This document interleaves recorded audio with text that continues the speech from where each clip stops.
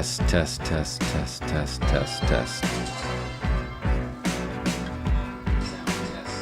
There we are. Sound is good. All right. All right. Wait, you stayed up all night to watch Star Wars watch-alongs? I set an alarm. I was a little wiser this time. I set the alarm. So I woke up middle of the night, watched it, and then went back to sleep. So it could have been a fever dream. I never went back and confirmed if what I saw did actually happen. I think this season of Mandalorian was all a dream. It didn't actually happen. Did Tony Soprano eat bad clams again? Yeah. And we just had, we're gonna wake up and it never happened. We go back to that one episode where Luke showed up and it was awesome. Yeah. That seems like a lifetime ago now. That was 2 years ago. We keep saying last year and it was 2 years. But yeah, we had that. That was kind of dominating the news cycle on the tubes. And then driving over, we had some more news drop.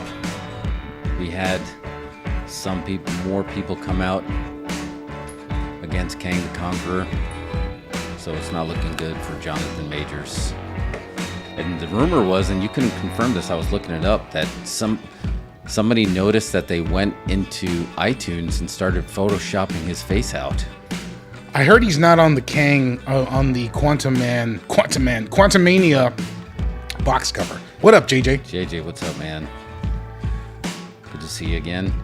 Yeah, I heard. I don't know if you heard, JJ. It's official. Jonathan Majors may be officially out because he's just getting dropped left and right, and then you're like, oh, maybe they'll throw it out, but then there's now other victims are coming forward, and that's just never good. So I think it's not good to have a series of victims. No. In your past. No. If you've victimized folks, you shouldn't. No. You probably shouldn't be in a superhero movie. Nope. I don't know if you noticed, but all day long we were sitting at 666 subs. That was kind of like in Rainbow Fright's honor. We were going to do some horror and our subs were at 666 and you're like, we need another sub quick. But now the bad news is we just moved to 667. And for all you Saturday the 14th fans out there, that's also not good. So we need one more sub and then we'll go right. But we'll just roll through this show. What's up, Tubes? It's a good day for Tubes.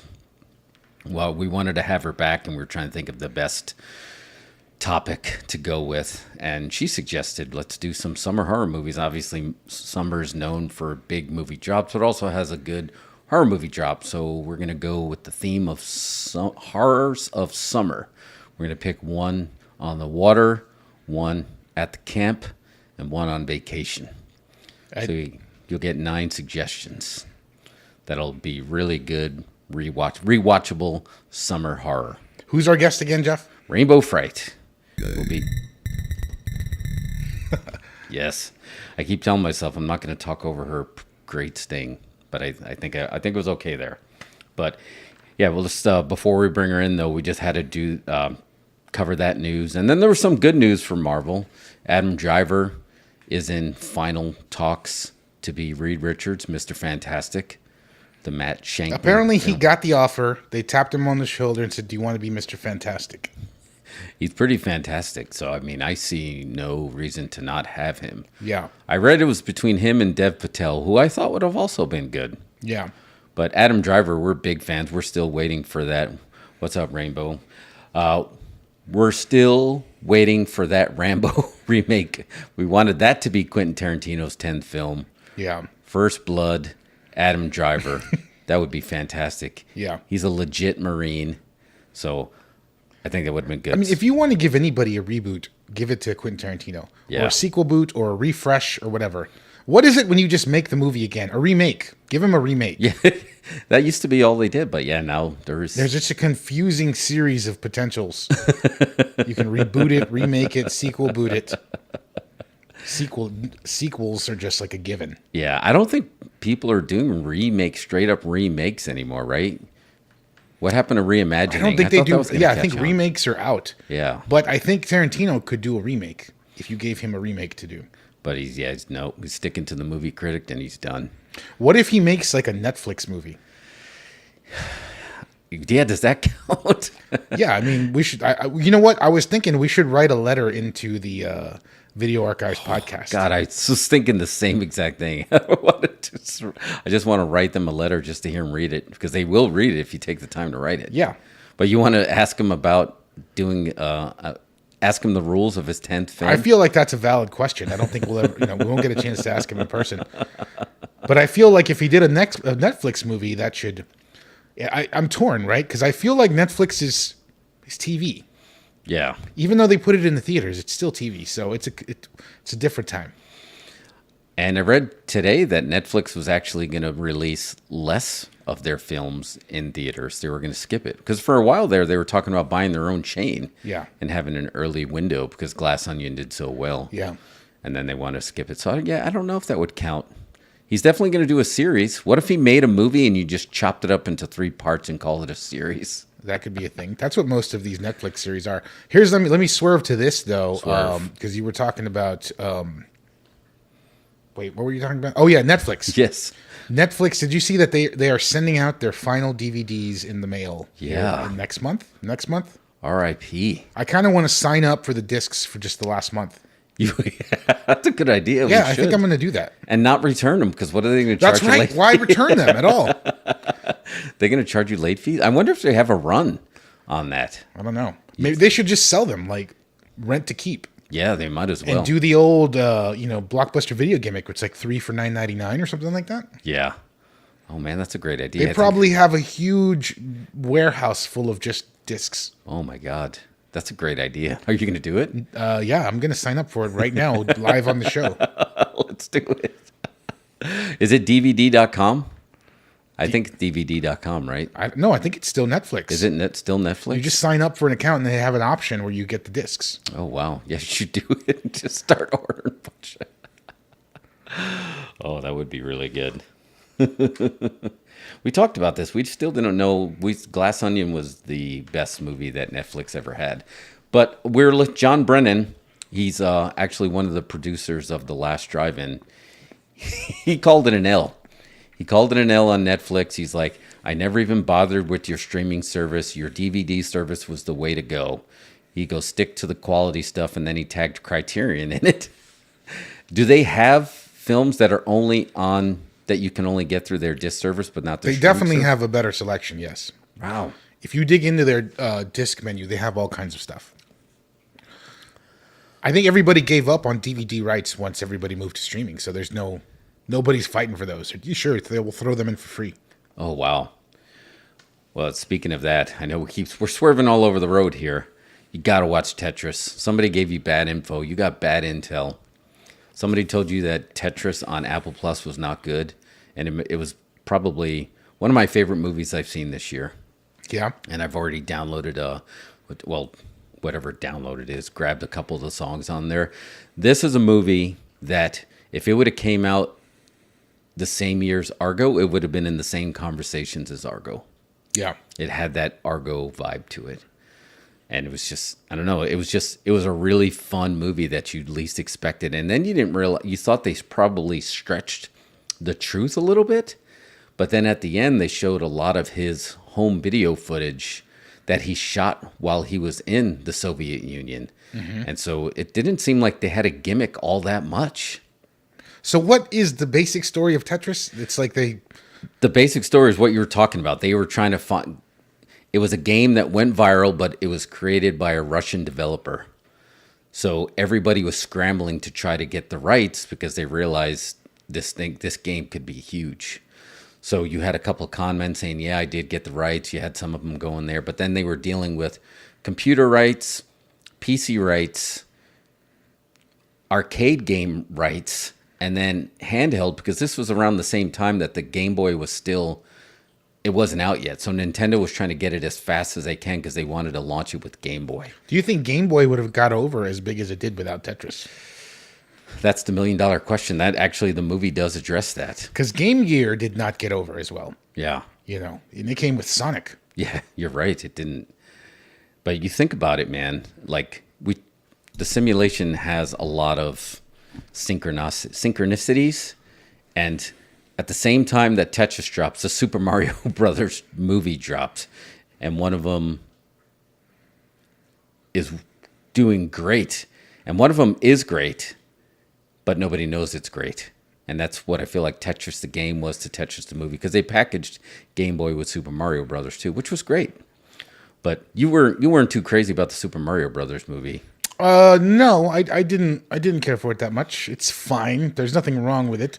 And if you're a big fan of Super Mario Brothers, you might like it. Yeah, it was all if it was for the gamers. It's pretty mid and safe, you know. I still like the 1993 versions with the rocket boots and John Leguizamo playing in Bob Italian. Hoskins, Dennis Hopper. Yeah, I feel like that needs a re-release.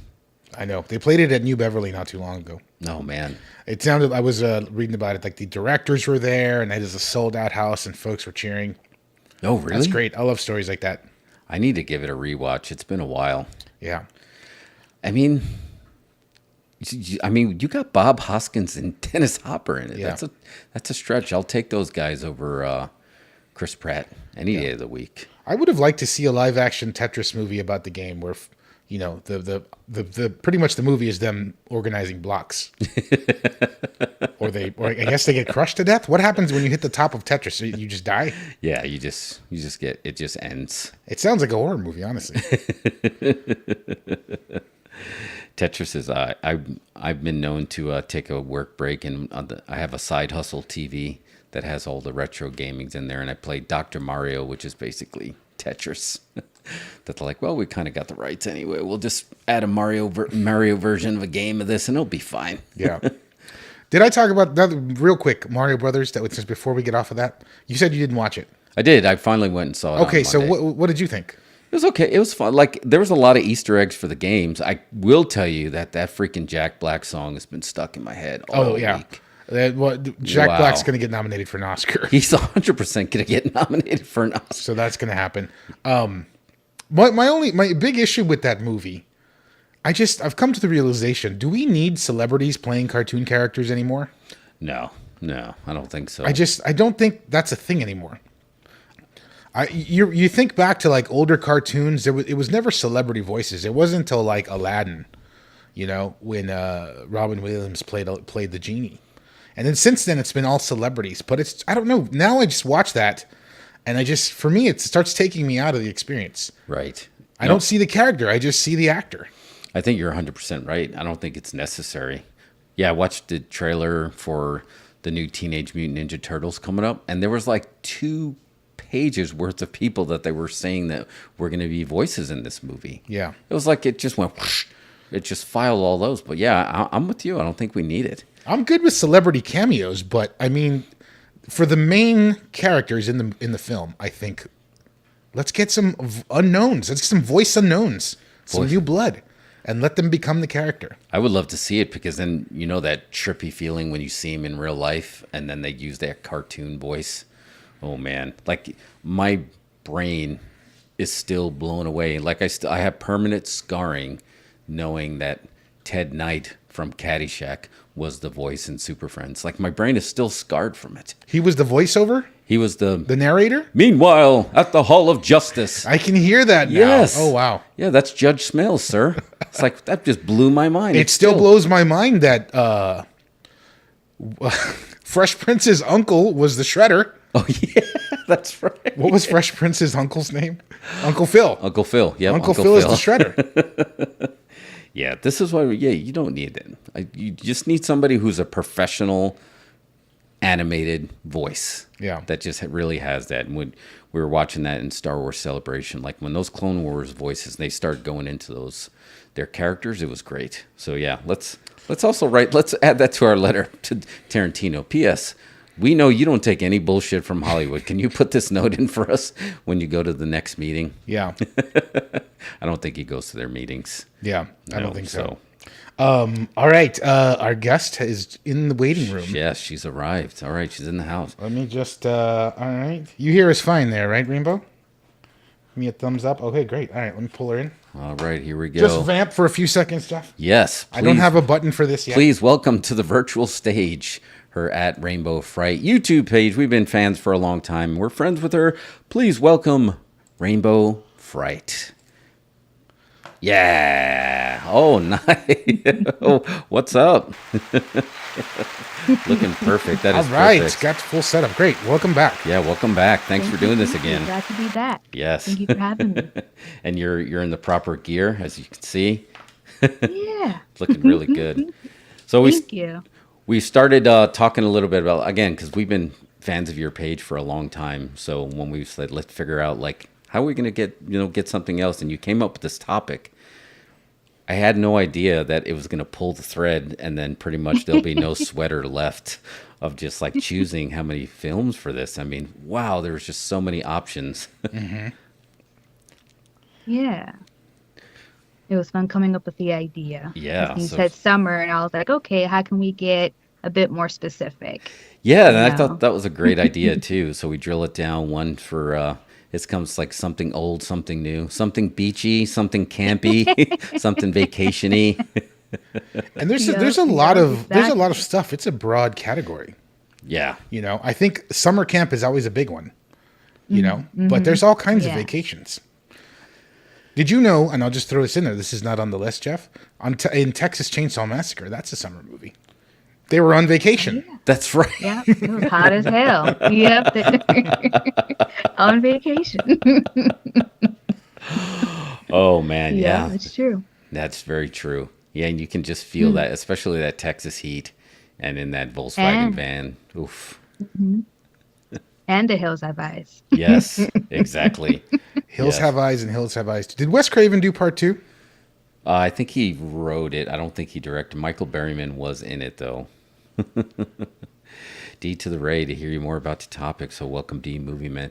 So I did put a challenge to myself in here, because everyone knows, if you've watched this show before, I'm a huge mark for Jaws and a huge mark for Friday the 13th. And I challenged myself to make sure that I did not choose from either one of those pools, even though There you go. I watch Jaws whenever I'm flying, especially if I'm flying back to Long Island, I watch Jaws, and you do. And you always watch Friday the 13th, but every summer. So I was like, no, you know what? I'm not going to do it. I can't do it.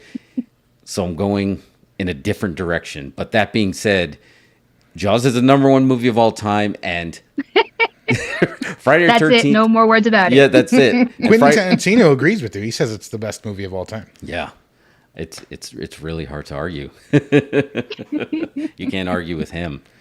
And then I'd say, it's safe to say that Friday the 13th has to be one of the most popular horror franchises of all time, to the point where I think people see a bloody hockey mask kind of like they see a Yankee emblem or a Mickey Mouse ears, that it's a very familiar looking logo. So it doesn't need our help. It doesn't need our plugs.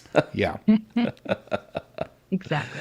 Yeah. So, but I got to ask before we get into this, just to kind of lube the pipes a little bit, what was the last horror movie that you watched from this moment? Let's see. So what was the last horror movie I just watched? What was it? Oh my gosh, I'm so on the spot, and I can't think of the last one. It's tough. There's a We lot of just content finished- and YouTube videos that go in between every movie screenings. I Things know get that's lost. what happens. Is it possible Yes, to I watch? actually just finished Beef, the series, which was really great last night. Beef with Ali Wong and Homeboy from Walking Dead, Yes. Stephen Yeun, I believe. Sion, yep. Yeun, and yeah, that ending was gut-wrenching and just sad. So that was a good one. But shoot, Did I just Movie? read Go ahead. correctly, thinking of, not to cut you off, did they just no. renew that for another season? I don't know how they I can do another hope season not. of that. I hope not, because they said it was a limited series, and that's what I was looking forward to, like just an extra long movie and cutting it off, because there's not. I mean, yeah, there is more to explore. I don't want to give away any spoilers, but yeah, just leave it at that. It was fine. It was a nice little wrap up. Even the second to last episode was a good wrap up if they wanted to end it there. But The episode was a good ending. So just leave it there.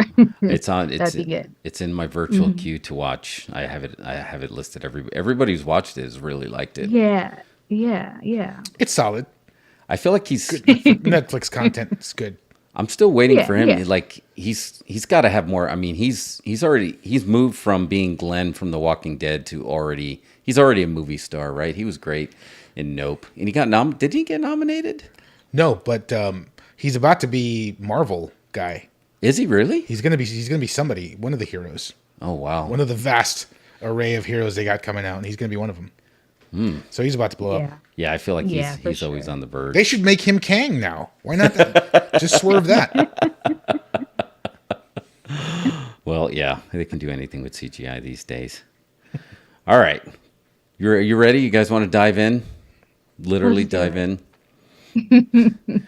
All right, so DeRay, we'll let you go first. We'll let you choose which one of the subtopics. So this is the horrors of summer horror movies, one on the water, one in the camp, one on vacation. You choose which one you want to present first, and then Mario, you go second, and I'll go, and we'll just circle up again. So we got 9 films served up. Here we go. Awesome. Served up. Good choice of words. That's it. So my choice, and I'll go ahead and pick, horror and water. My movie is a horror movie on the beach called Psycho Beach Party from 2000. It's a hilarious horror comedy slasher movie. It's basically a parody of 1950s psychodramas and 60s beach movies and 80s horror slashers. So it's super over the top. The dialogue is ridiculous. The acting is purposely bad, but good at the same time. We have our lead played by Lauren Ambrose. Her name is Florence / Chiclet, and Chiclet. she actually, is just a girl who's interested in surfing with the boys, unlike her friend Marble Ann, who you just had on the screen, played by Amy Adams, who's more interested in getting with the boys.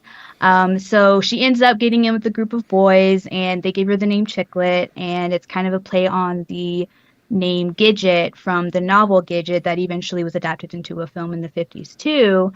So it's a play on that movie, specifically broadly, and, a bunch of other movies as well, obviously, but you'll see a lot of parallels with that movie. And it's just hilarious because Homegirl then starts to black out, and she has, split personality. She has these different personas that she puts on, and Lauren Ambrose is just phenomenal with going from character to character. And she should just be bigger than she is right now. I've loved her recently in Servant, yes. The first season or two was great of that, but then it did kind of start to drag on and get a bit convoluted. But luckily, I just actually discovered it not too long ago, or just started watching it not too long ago. I knew about it, but didn't really mess with it. But, went through it pretty quickly. But had I been watching it year after year, I probably would have lost interest because of how slow it was. But she was great in it. Like, I was drawn to it mostly because of her and Leanne's relationship. And then she also just made her appearance in Yellow Jackets, which I absolutely am in love with. Yellow Jackets too? Wow. Yeah, she just made her appearance in the last episode for like literally 10 seconds before the end. And she's the adult character of Van. So super excited to see her in the next episode and that. But yeah, she's amazing. 6 Feet Under too. She's a mega talent. I mean, she was great in 6 Feet Under, which doesn't feel like it should be that long ago. Because like you said, she should be a huge star. She was so young then. Yeah, yep. So yeah, she's just great. And, so when she has these blackouts, people are murdered, and she starts to, think that maybe, she could be the one committing these murders. And, it's just hilarious. And it's over the top, and it's not a movie that I would naturally, be drawn toward, but the cast is fun and the music is fun.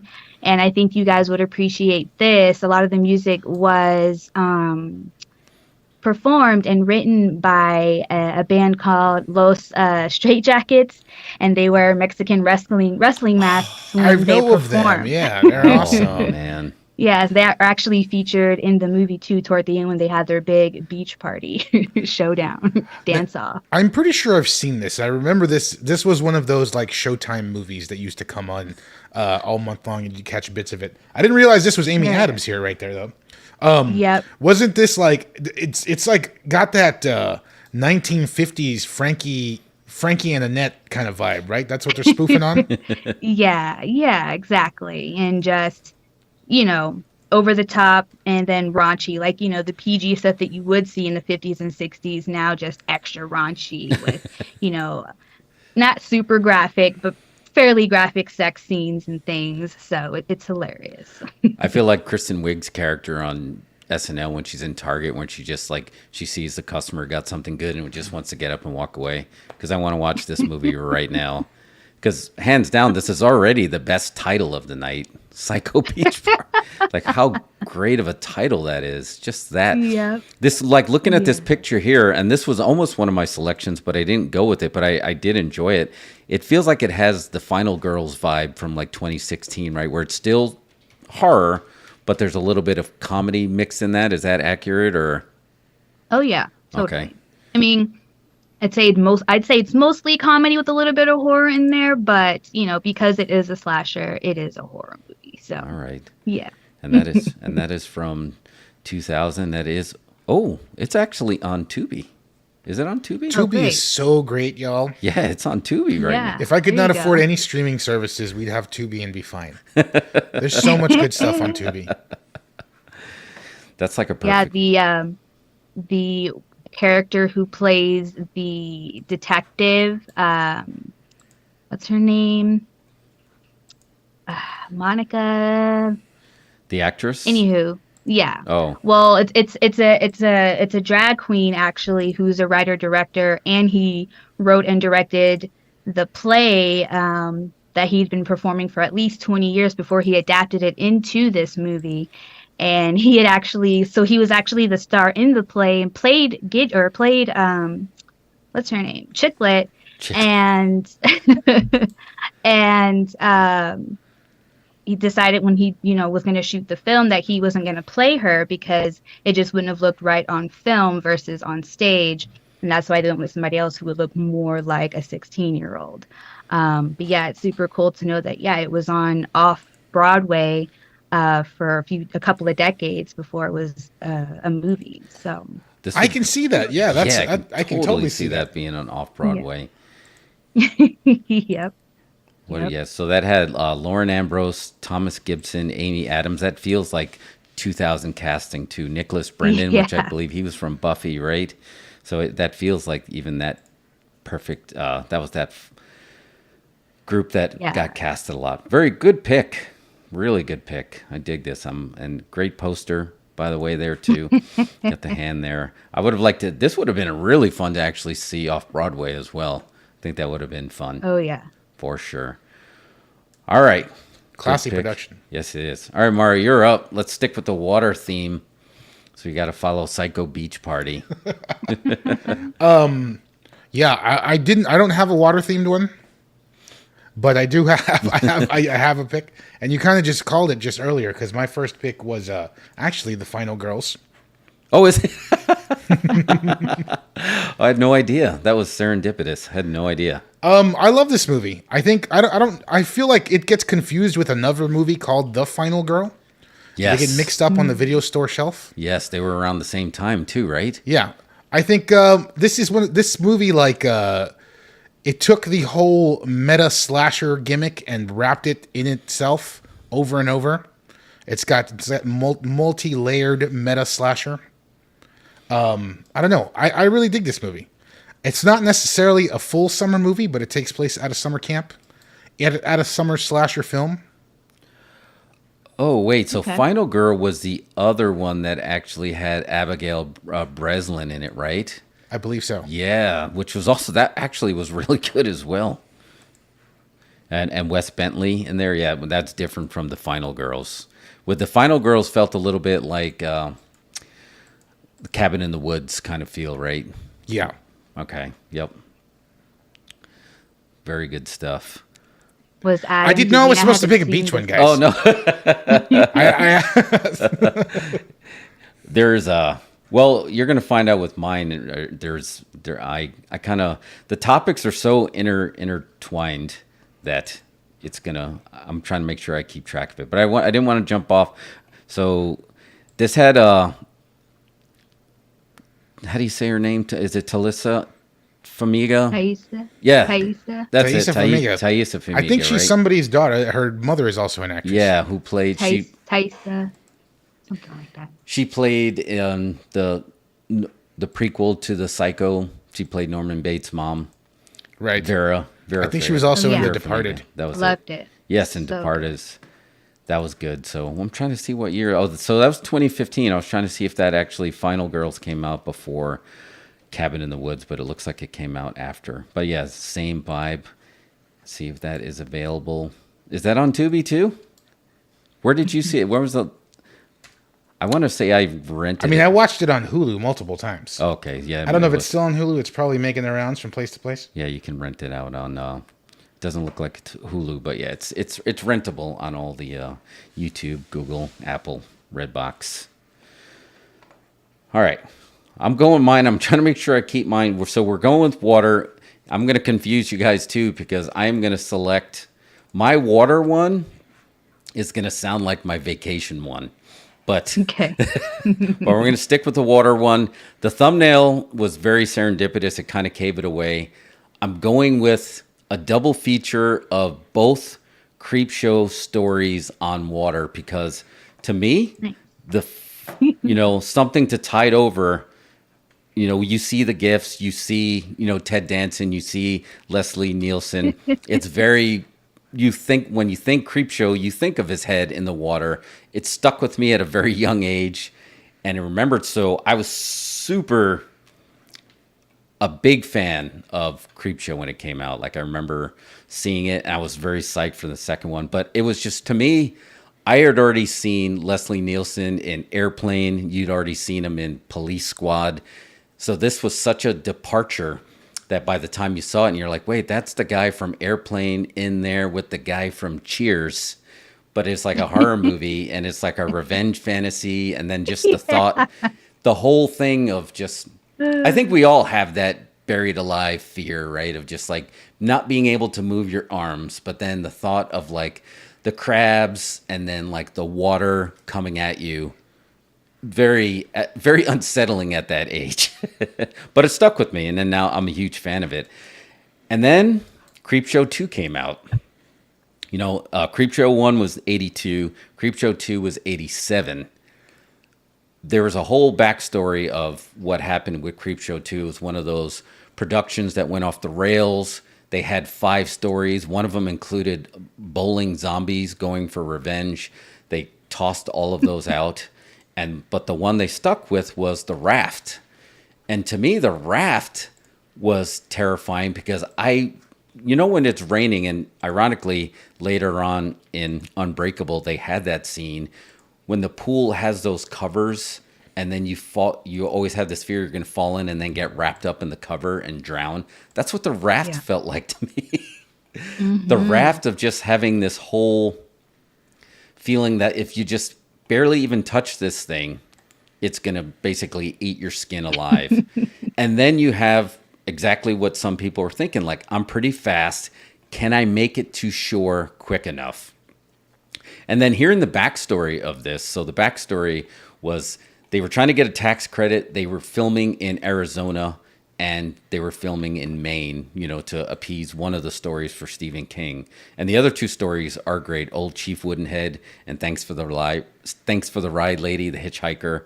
But they filmed in Arizona the raft because I was like, it's perfect because it's always hot there. Well, they had like an unusually big rainstorm that opened up like an underground reservoir and the water was like 45 degrees. And one of the actors actually got hypothermia filming that scene. So like I rewatched it again today and just like I wanted to just see.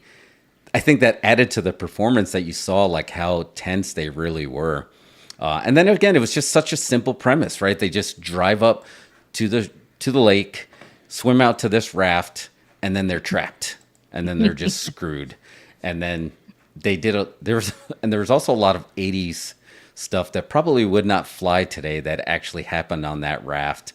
That you're like, oh, I don't know. That's you couldn't get away with that, and that was very Revenge of the Nerds crime edition. Of like, no, you can't do that.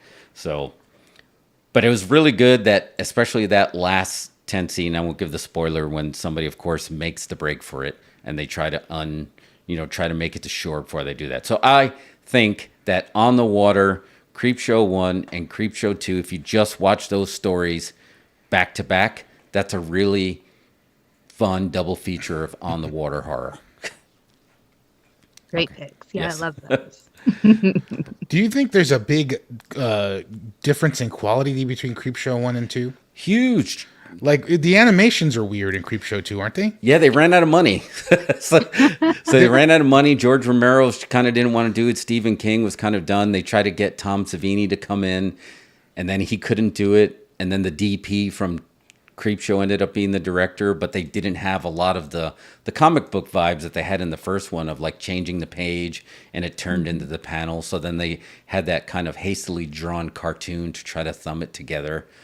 So yeah, you can tell the budget dropped and then the quality dropped from it. Yeah, because the animations in Creepshow 1 are creepy and gothy and very cool. And like in Creepshow 2, they're like flash animations. Yeah, exactly. Like Don Bluth flash animations. Yeah, that's actually a really good comparison because that's what it did feel like.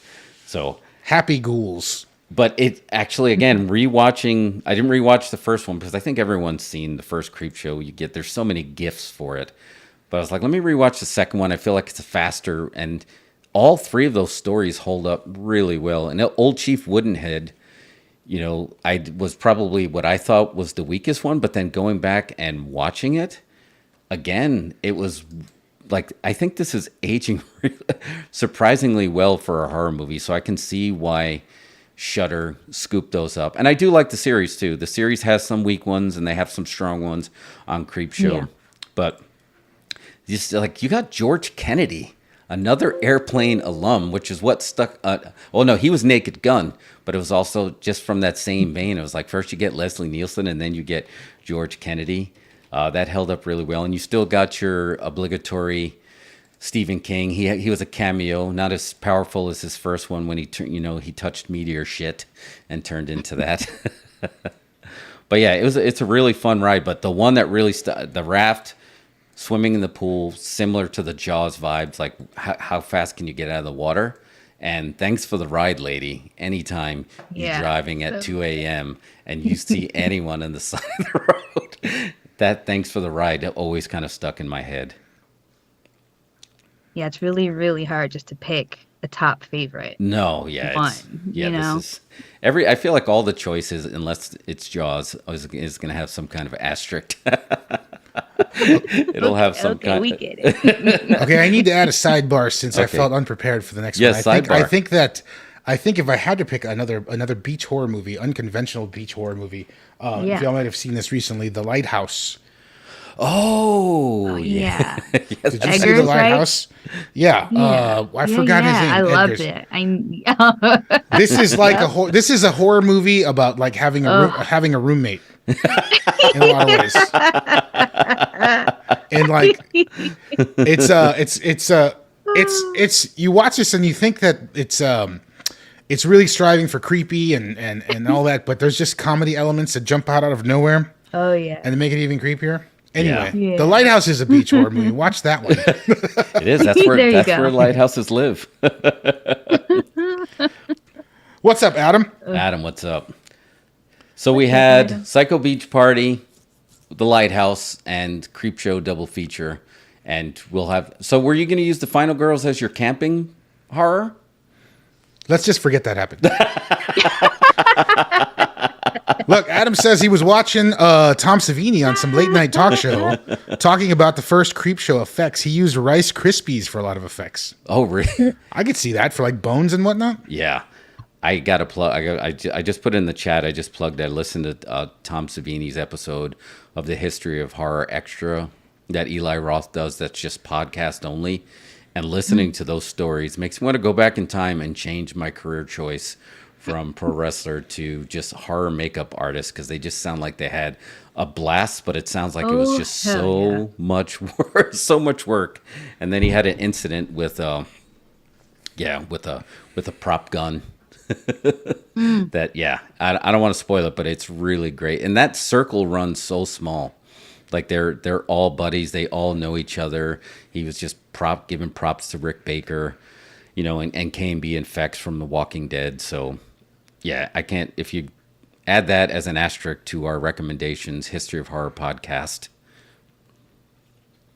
Nice. Cool. All right. So that's our water. Let's Rainbow, what do you think? You want to move to a camp? Yeah, camping next. All right, camping. Let's do it. So yes, my pick for camping is The Ritual from 2017. I just absolutely love this movie. It's set in Sweden, but they shot it in Romania, and it's just about 4 friends who go out into the woods camping in honor of their friend who had passed away in a convenience store robbery that his friend was a witness to, who actually didn't help him. So when these friends go out camping, he's basically haunted by his actions and his friend's death. And so each friend also has their own, turmoil going on within them. So when they're in the woods, that's kind of what is plaguing them because of this deity that is living in the woods. And this creature is one of the absolute best creatures, of the century, really. Honestly, it's just so awesome. And I love seeing it every time. You don't get to see it too much. You see it mostly toward the end, but just the whole concept and everything, I just love. So yeah, they're just a bunch of fellas stuck in the woods, and they just get knocked off one by one, and it's awesome. That sounds great. Again, yeah, we're all for, less is more. Show it a little bit less. Yeah. Let our imagination do the talking. So this is interesting, because I don't know of how many British horror movies that I've actually seen. Like I maybe you would count Last Night in Soho, that I didn't realize that was going to be somewhat of a horror movie. It's like one of the few British horror movies they make. So is there a different vibe with these when it's a British horror movie? Kind of like, British comedy always has a very specific vibe. I feel like this one, not so much. It felt, it didn't really stand out. But recently I've seen Prevenge, which is a comedy horror as well. And I could see that kind of having that vibe that you're talking about more. But this one, not so much. It was just because it was just 4 dudes in the woods, and no, it didn't have that vibe. It was just I'll say that. Got it. All right, Adam says David Bruckner's a great director. Adam would know. He's looking at his IMDb here. He did The Signal. Do you remember The Signal? I need to see that. I saw that, and he also did Hellraiser, which I enjoy. He did the new Hellraiser. And He did the new Hellraiser? Yeah, which I like. And let's see, he did a segment in the original VHS. Oh, I did not know that. I don't know which one he did. I did see The Night House. Amateur Night. I don't know which one that is. Do you know which one that is? No. I remember the first VHS. I don't recall that segment. He directed for Creepshow. Did a few episodes of that. Yeah. Yeah, it's legit. I've never seen this one, Talk Show. Oh, that's a short. The Night House had a great vibe. That was definitely during like lockdown time, but I do remember seeing that, and I just like the whole aesthetic that it created in there. It had that. So yeah, I'm a fan of his. So if he did this, this is definitely this is worth going back and checking out. I remember hearing about this movie, and it just got by me. It was a Netflix movie, wasn't it? Yeah, it got bought by Netflix for distribution when it premiered at which festival here? The Toronto Film Festival. Oh yeah, Toronto. So, yeah. Yeah, released in the UK on October 13th by E1. Yeah. So it didn't. So it didn't have a theatrical run here. It had a theatrical run and then went to Netflix. Got it. Sidebar: Netflix should go ahead and just buy theaters. so we can go watch Sure. Netflix movies in the theaters? Because Yeah. I would have liked to see that in the theater. Yeah. Sometimes I feel like Netflix movies, they just disappear. They get buried under whatever. Karate Yeah. Kid. Yeah. Well, people hate on just streaming movies in the first place just because they just want to hate on the streaming platforms in the first place. So they don't want to give those movies as much a chance as they would any other movie. Here's my pitch. Netflix, bring back dollar theaters and show your movies there. Give us that. There you and go. we'll go buy snacks. Yeah. Oh yeah, just make money on your snacks. I'll Yeah. buy those Netflix branded Sour Patch We'll do Kids. I don't care. Give us sell the memberships, and you can go watch Netflix at the theater instead of at home, where you can never decide what to watch. You know And No, go ahead. I was just going to say, and talking about The Ritual, it reminded me of the last horror movie that I did just watch, which was Evil Dead, the latest Evil Dead. Wait, you already saw it? No, 2013. Oh, got it. And in preparation for Got it. this weekend when I do watch it. Yes. Okay.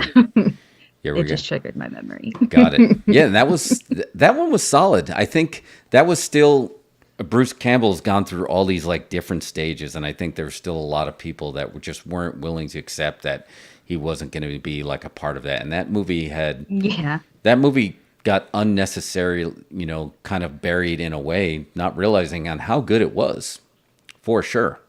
Yep. So yeah, we got our tickets for tomorrow. Super psyched. I have a theory that there's two Evil Dead universes. There's the extreme horror universe and it's splintered off into the Ash universe, which was the comedy universe. Yes. So I think you There can you have go. both kinds of Evil Dead movies coming out. Because I've seen people complain about Evil Dead being too creepy and too horror, but that's originally how it started, Oh yeah, that first one. Yeah. Yeah. Is Evil Dead 2 the first sequel boot? It feels like it. It did feel like that because I remember seeing it. I was like, it seems really familiar. Like we saw this one already, but it's a little funnier. Yeah, they just do the first movie in the first 10 minutes or something like that. I still remember when my brother brought home that VHS. I still remember that first Evil Dead and that getting her head lopped off with that shovel. And I just remember sitting there in front of the TV like, what the hell did you just read? That was so fun.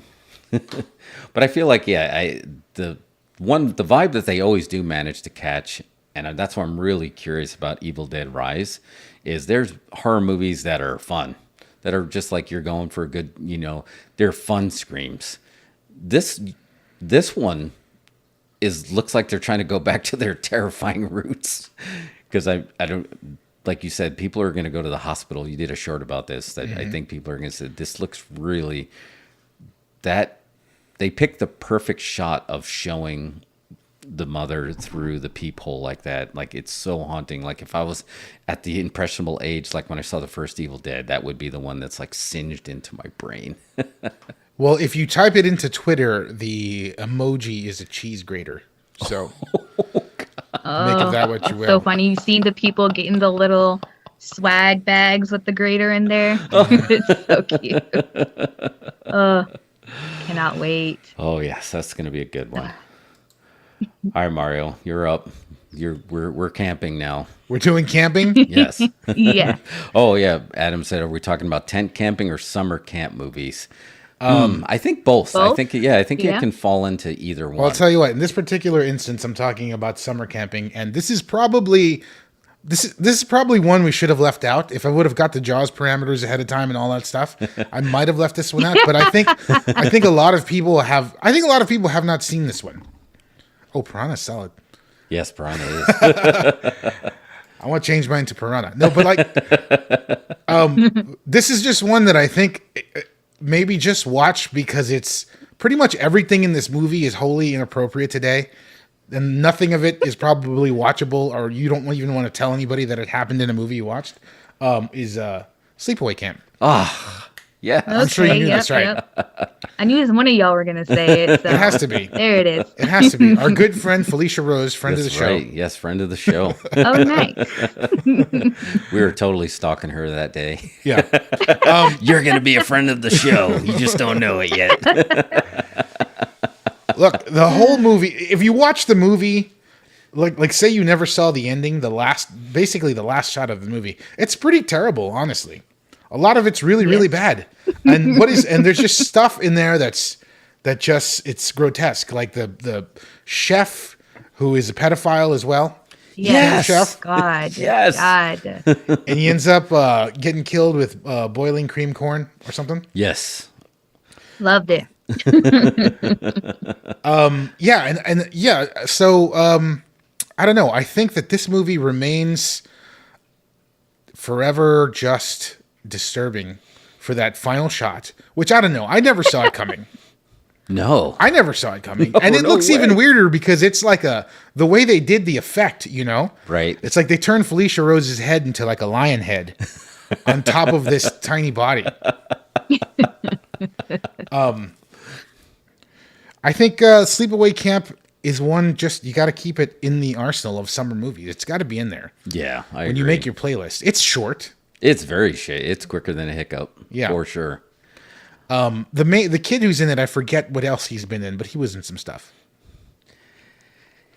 We got her to reshare one of our posts because I posted that, like, somewhat of that right before the image cut off, but then I put it to the Crying Game music because I was like, this was before the Crying Game reveal. I was like, how come growing up, like, people were like, oh, did you see the Crying Game? This is what people should have continued to talk about. But this was like being chatted about on the underground circuit, but this happened before the Crying Game. They have jurisdiction of that twist ending that nobody saw coming. That she still makes a great living at because she's fun. Yeah. Like she's great in person. She's always on Joe Bob. She'll appear on there, so it's cool that you have the people that kind of like shoo away from stuff that they've done in the past, and the ones that embrace it, I feel like are rewarded by the fans for it. Yeah. And this, in a way, was sort of an early spoof movie. This is spoofing the original Friday the 13th. Yeah. You got all kinds of Friday the 13th spoofs after that one got over. Yeah. Because obviously shooting in the woods is cheap. Yep. You don't need a whole lot of production value there. Yeah. Just trees. And like a cool weapon. So we filmed. Oh, man, that's been 10 years now. Randy wrote the script, and we filmed Stabbing Cabin, and that was exactly the theory of it. It's just like, oh, you're just gonna film in the woods, and I tell you what, man, if you're like in the middle of the woods in East Texas and you raise one of these big lights, you're gonna be shocked of how many bugs come out to those lights. It's not as easy as you think. Like literally, they just swarmed around the light and just were like crawling at the light. I'm like, someone just needs to film this. This is the horror movie that we're trying to make a movie, and the bugs are attacking the lights. And one of these, like this giant like locust, like landed in like the main actress's head, and she gave the best scream. And I just remember people like, did anybody get that? Did anybody get that? Because we could just use that for something. Adam was suggesting Beehive Kill as well. I'm looking that one up. I can't find any info on that. What is Beehive Beehive Kill? Sounds good. I like the title. Man, I was going to say it's already in the running for Psycho Beach Party as far as titles goes. Do you think, going back to your bugs in the light story, do you think bugs watch movies about getting zapped in those things? That's the stuff nightmares are made of for them. Oh, the Beehive Kill in Sleepaway Camp. Oh, yeah. That was one Yeah, of the yeah, kills. Which went on to inspire My Girls, Macaulay Culkin's death in that. Oh, that's right. Now that's a horror movie. Poor Macaulay. All right. All right, that's a good pick. That's a very good pick. I'm going to stick. So again, I told you I feel like all my picks kind of double dip. This one is technically a vacation movie that turned into unintentional camping. And Rainbow, you already brought it up, and I'm talking about the 1977 film The Hills Have Eyes. Because that one, again, I was watching these movies, and if you do the math, it's like at a very impressionable age. Like, where were your parents? But, but I mean, Michael Berryman, really, that was his second movie, just really stuck with you, like in your head. Like, obviously, you knew his face every time you saw him in any movies that came afterwards. You just obviously, you're gonna spot him. This guy? Yeah, that's him, man. Isn't he like a college professor, or he was a college professor? Yeah, he's super intelligent. He actually also the ailment that he has he doesn't have any sweat glands. So filming The Hills Have Eyes out there, they were struggling to make sure that he didn't get a heat stroke, so they had to take extra precaution with him because obviously they were shooting in the middle of a desert. But man, so good. Early Wes Craven, when it felt this was 70s horror, right? So this is when it was a little less fun. So I'm going to just bring up a few of the scenes that really stuck with me. And I don't remember if, obviously you remember the names. I mean, Papa Jupe, they had all their names named after the planets. But when the one brother broke into the camper, which is camping, and he bit off the canary's head and then drank the water. Drank it like water. He drank canary water? No, sorry. He bit off the canary's head and drank the blood like water. Like he literally just like drank it. That was like one of the ones that really like, I don't even know if you can do that anymore, even though it's clearly, well, I hope it was a work, but that one stuck in my head. And then just the dogs, Beauty and the Beast, you know, obviously that was hard, but then I just remember, yeah, Beauty. Yeah, Beauty. And I just remember, and I remember getting my dogs, like, get the dogs in the house. Get the dogs in the house. Because it was just like so terrible. Like this movie was like chilling at the time.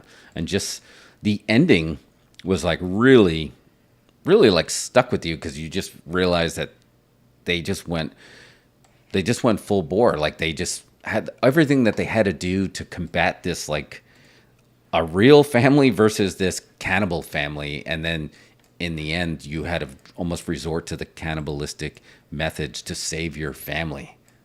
That's terrifying. This wasn't fun horror by any. This was not the one like this is fun, but I think if you watch it for what it is, it really will stick with you. Early Wes Craven was really brutal. Yeah, that and Last House on the Left are yeah, this was exactly right. This has that same Last House on the Left vibe. So, After that, yeah. Oof. Because he actually didn't even want to do horror after Last House on the Left, and he couldn't find producers to produce anything that wasn't horror. And so then he was like, fine, all right, you guys want horror? Here's, The Hills Have Eyes. Here's some more disturbing shit for you. So yeah. He was one of those old school, real 1970s journeyman directors. Like he came to this from porn. Yeah. He did porn for gigs.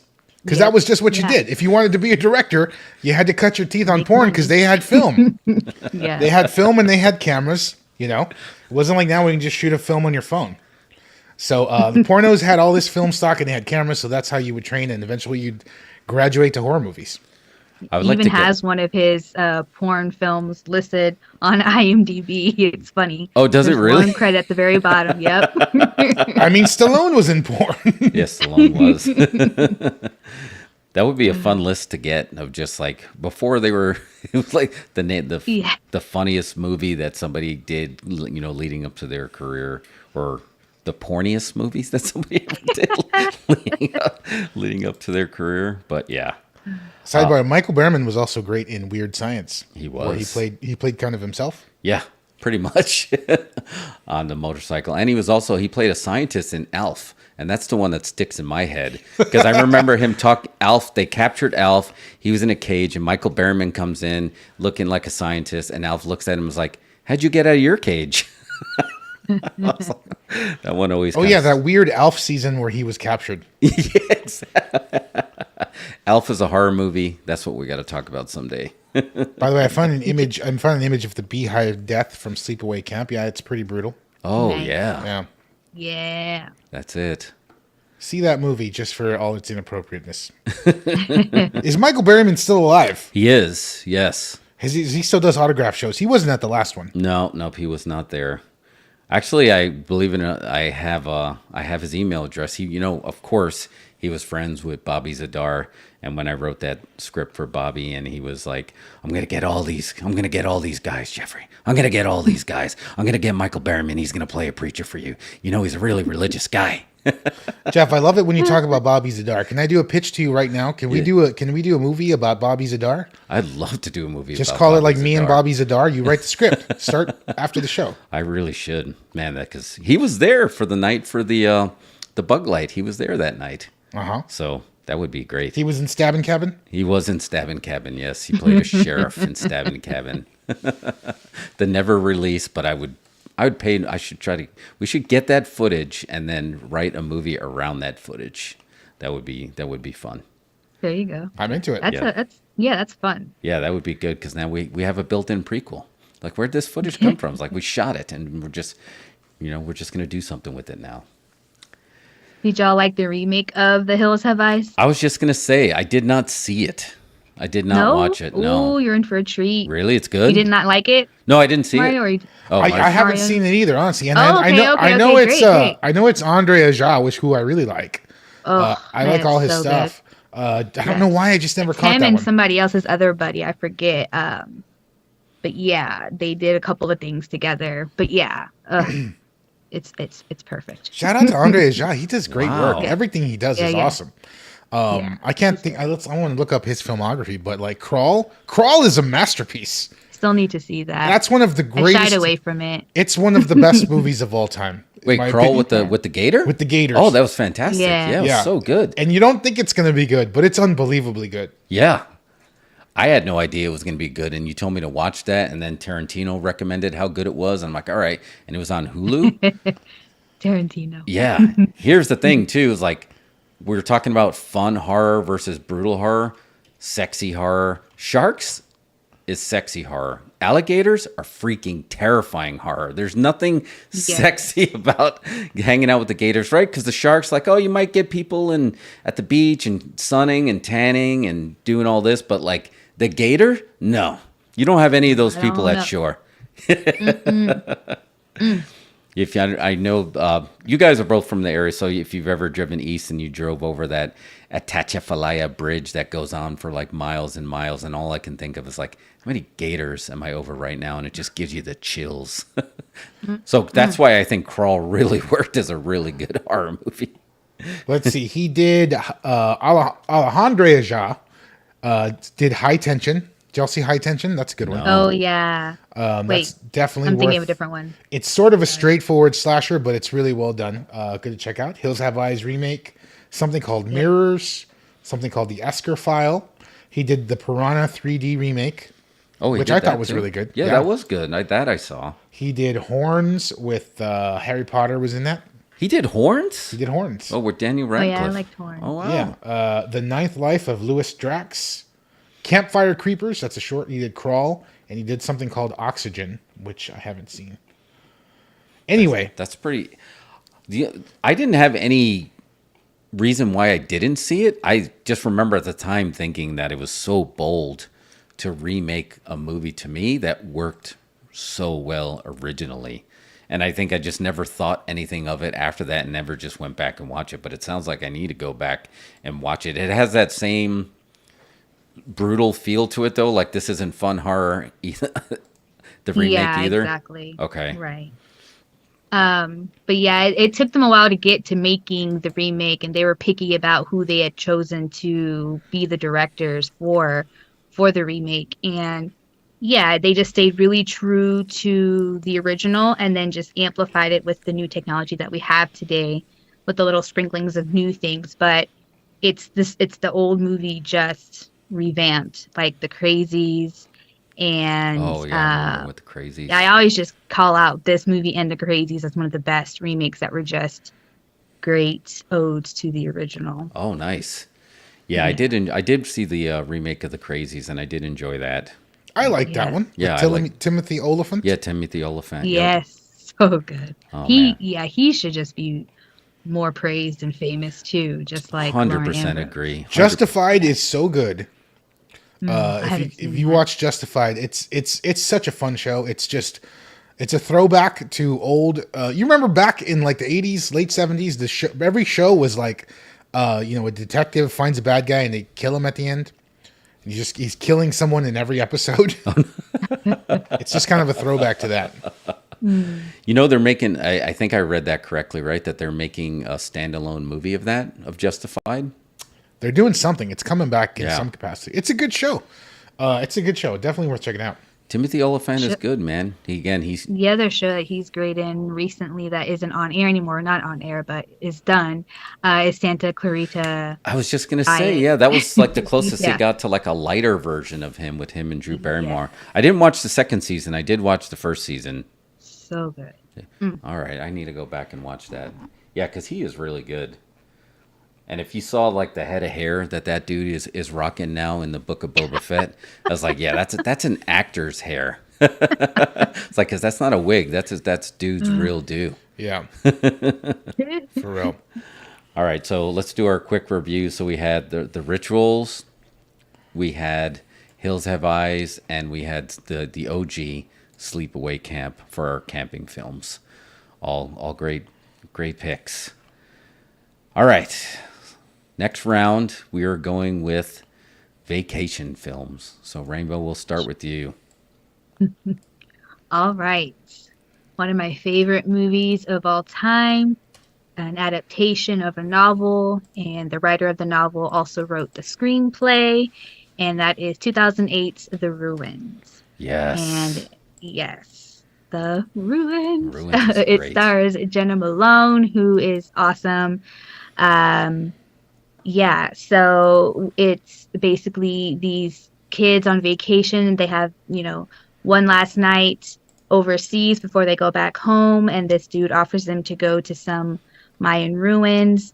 And, once they get there, the locals don't let them leave, and they don't understand why, but they soon realize that it's because they've contaminated themselves by touching these plants that you see behind them, which are poisonous, and these plants are just so creepy. They are basically murderous plants, but in the movie, they really only kill one person, and everybody else is just kind of killing one another or themselves because these plants are just infiltrating their bodies and making weird noises and are just evil as plants. And it's just so gruesome. And there's a couple of endings, and there's like a good ending, like, a happy ending, and then a sad ending. And the sad ending is obviously the better ending.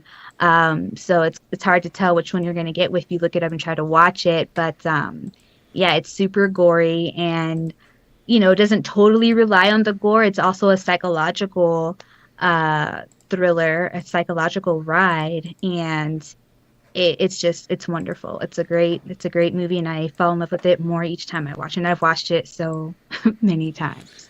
It's great. I think finding a way to, again, tapping into these primal fears that we all have kind of like embedded in our brains. And The Ruins is one of that, whether you're getting into like feeling exposed or the opposite of that, of claustrophobia. Like when you find a way to narrate your story throughout one of those primal fears, you'll never go wrong. You'll never go wrong.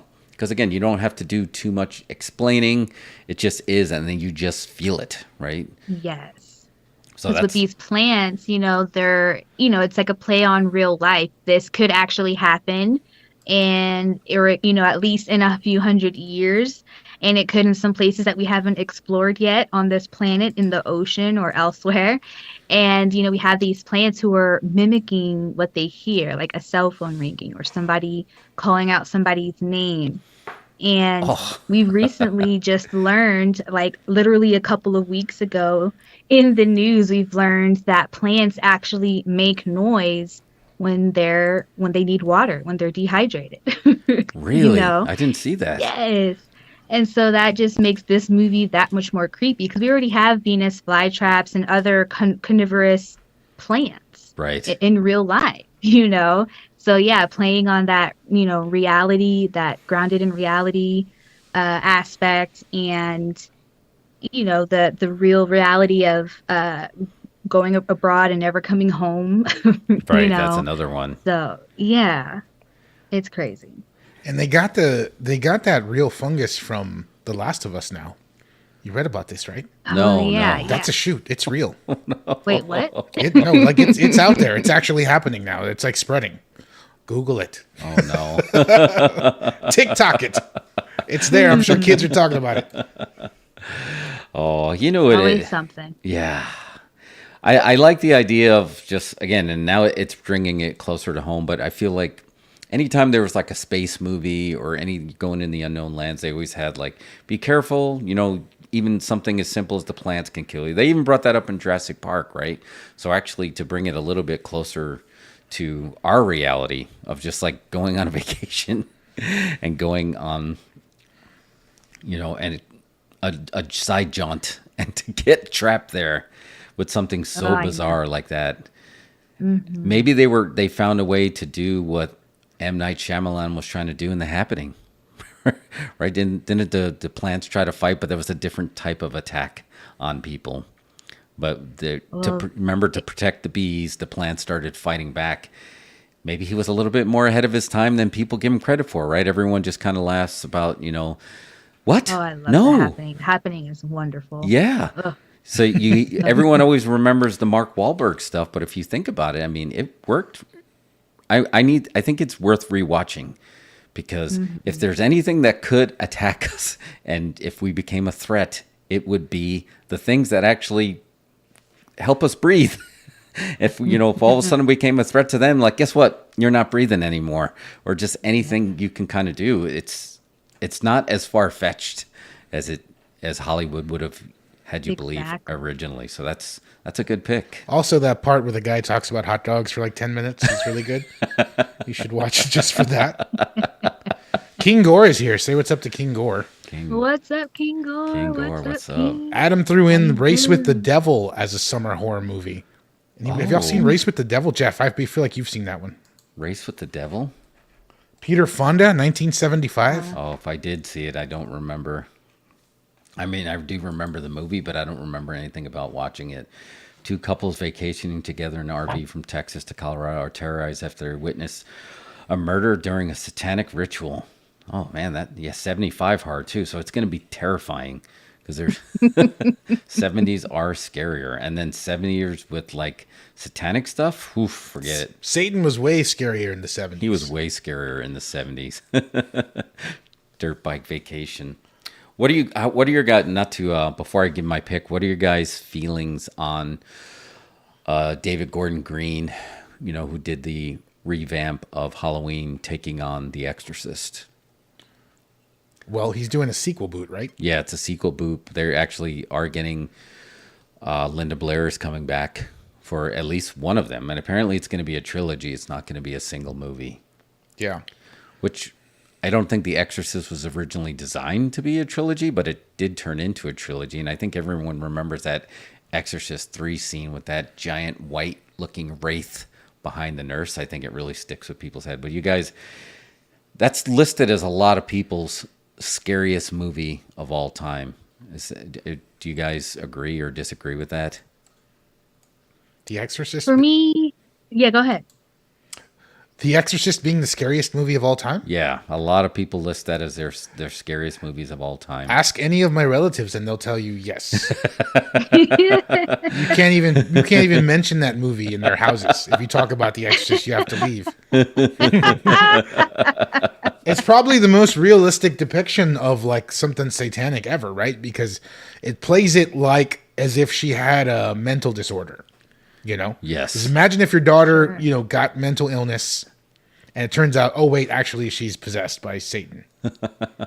Yeah, that is scary. Yeah. King Gore. Sorry, I saw King Gore's comment. It just got me. As long as we don't have an Exorcist ends, like, well, the devil jumped to this kid next door named Corey Cunningham, which it's still scary, but it has nothing to do with the mainstream. We get like a Pazuzu origin story. Pazuzu, yeah. Oof. Man, wait, you don't have one of those stoves here in the studio, do you? Which stoves? The stove where you see the reflection of the face. That's one of the gifts. Can't look at it. I remember watching The Exorcist for the first time when I was 14, and I was by myself in my living room in the dark, and my mom comes into the kitchen to get something to eat, and she's like, "Are you watching The Exorcist?" I'm like, "Yeah." She's like, "By yourself?" I'm like, yeah. And she just walked away, and I was like, okay. But yeah, I had a good time with it. I don't think it was the scariest movie that I had seen. I was chilling through it, you know. Yeah, it was fun. That's where I would put it. I As would far as definitely be scary. interested in seeing where he goes with it because obviously they were doing a lot of stuff with her that you couldn't do with actresses of that age anymore. Probably Like apparently not. she has like permanent back injury too from the way that they had the Oh wow. bed rigged when she was actually snapping around like that. Yeah, William Friedkin was a psycho. Yeah. He's a madman. Still is. Like Ellen Burstyn, he like broke her spine or something, pulled her down. Oh Everybody in that no. movie got their spine broken. It's like that's the worst cast gift ever. It's like you get a broken spine. You get a broken spine. I think it Speaking could. of broken spines, sorry, speaking of broken spines and Quentin Tarantino a couple of times, apparently, what's her name? Kill Bill, Uma Thurman, had an issue with him, with her driving, because she ended up crashing and injuring her back and, tried to, have him, take responsibility for it, but, didn't really happen necessarily. But she didn't think he did it maliciously, but he was just being that irate director, but I think I've oh well. heard that before too, right? Because didn't he also do that in Inglorious Bastards with the choke? Like Yeah, those were his hands, and right? when you watch someone getting choked in a Quentin Tarantino movie, it's him doing the choking on a regular basis.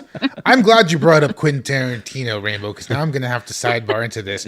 Me and Jeff watched your Death Proof video, which if you're out there, you should go watch. So good. Death Proof would be really good. Love talking about that movie. Yes. And I'm just gonna do a spot on my theory, Jeff. I don't know if I've pitched it to you. You probably saw the post. We have the same account. But yeah, Death Proof. We have Jeff and I back when we used to work at the B2B company. We heard the stories of folks working on Death Proof. You know all these stories, Jeff. Oh yeah. Yep. And it was really funny just how we heard the stories of the difference between the two movies. Robert Rodriguez was in the studio at the edit, adding all those pops and breaks and scratches on the film, all that digital thing. That's kind of like Yeah. became like a style for a little while. But he came up with the style for that.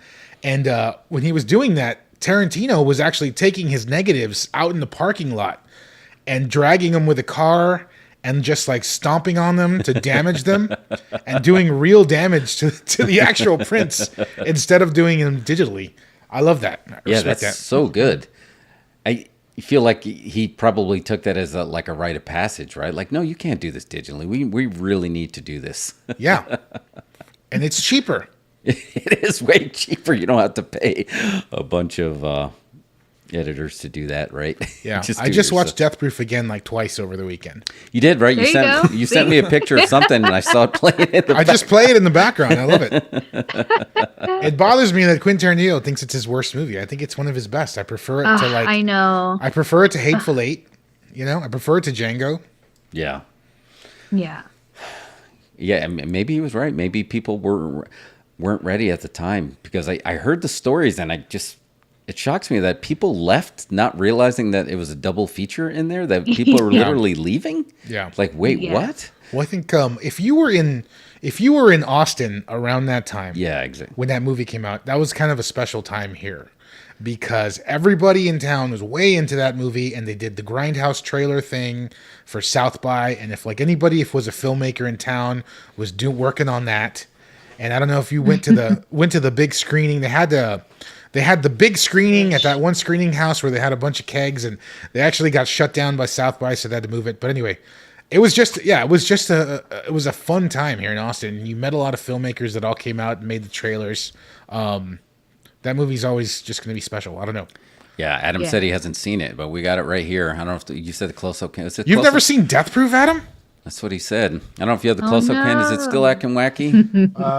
Oh wait, I got Gonna it. be in for a treat. Boom, and you found the good one. You actually found the one that actually has the double bill. I actually, if you on look there. behind you somewhere, I have the actual just Death Proof DVD, like by itself. Oh, I did see that too. Yeah. Oh yeah. Boom. This is actually one of the posters I have hanging there on the wall too. Yes, I was really surprised. Very cool. Yeah. We always All got those badass Yes, girls in the back. that's right. Just got all the stuff just kind of lying around. I recommend you watch Death Proof, Adam, Yes. if you have Yeah. some free time, and then watch Terrifier 2 as well. Yes. Throw that in there. Why not? What interesting. You said Oh, I y'all- can't wait for Terrifier 3.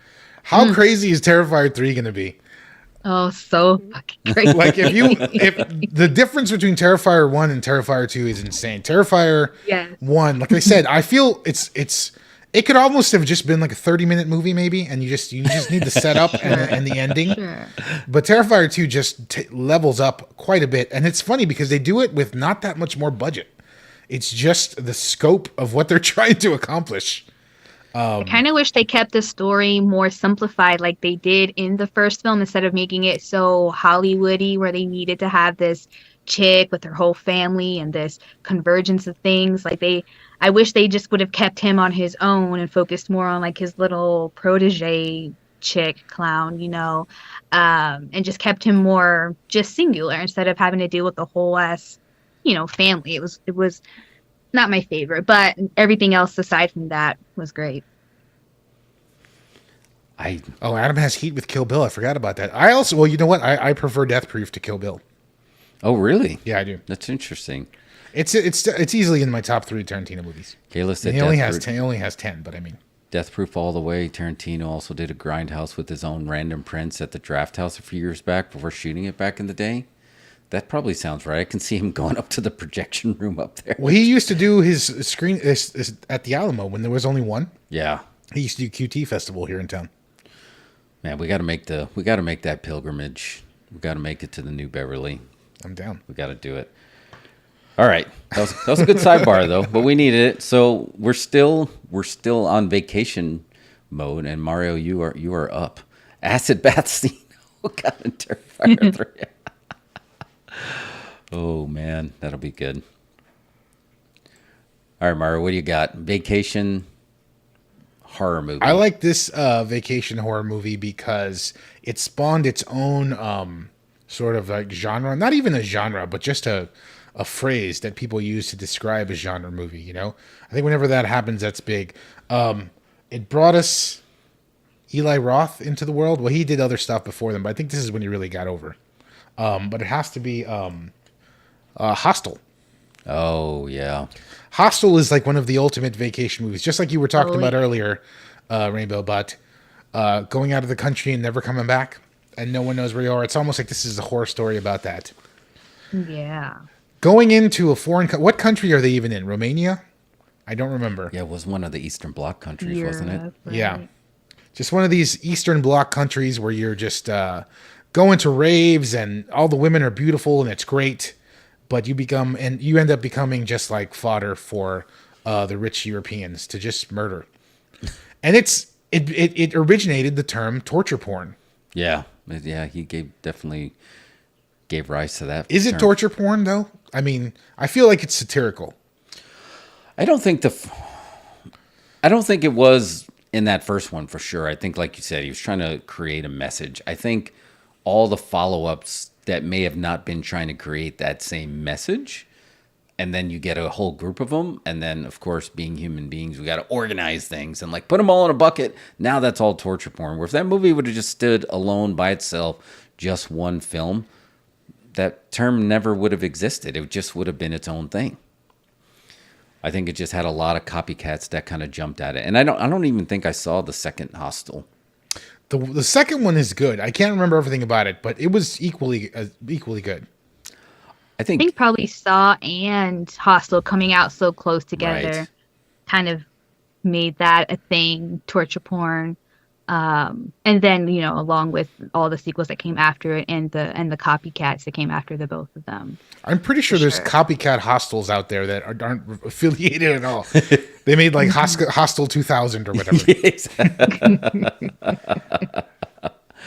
Then that's a good point. The same thing with Saw. Like, if Saw 1 would have just stayed by itself, that was such a cerebral movie at the time as well, that it just literally was just mind fucking you. Like, you had no idea what was going on, and then the way that it ended, and then you got Carrie Elways, and just like seeing him in after seeing him in Princess Bride and seeing him in such a subdued position, I feel like it was attacking you on all different levels. Yeah. As You Wish. What's up, Anthony? How are you? What's up, Anthony? He should have done the As You Wish spot in Saw. He should People would love that. Right as he did the Saw, As You Wish. Cut your own leg off, As You Wish. So, interesting. So, Adam said the best thing about the Hostel franchise that it eventually eliminated torture porn. Is that probably accurate, right? Did they just go full circle? I'm not sure. Are we talking, because I know there was other hostels, I think, that came off and they weren't by Eli Roth. Maybe those ended up ditching the whole, or putting the horror porn industry in a ditch.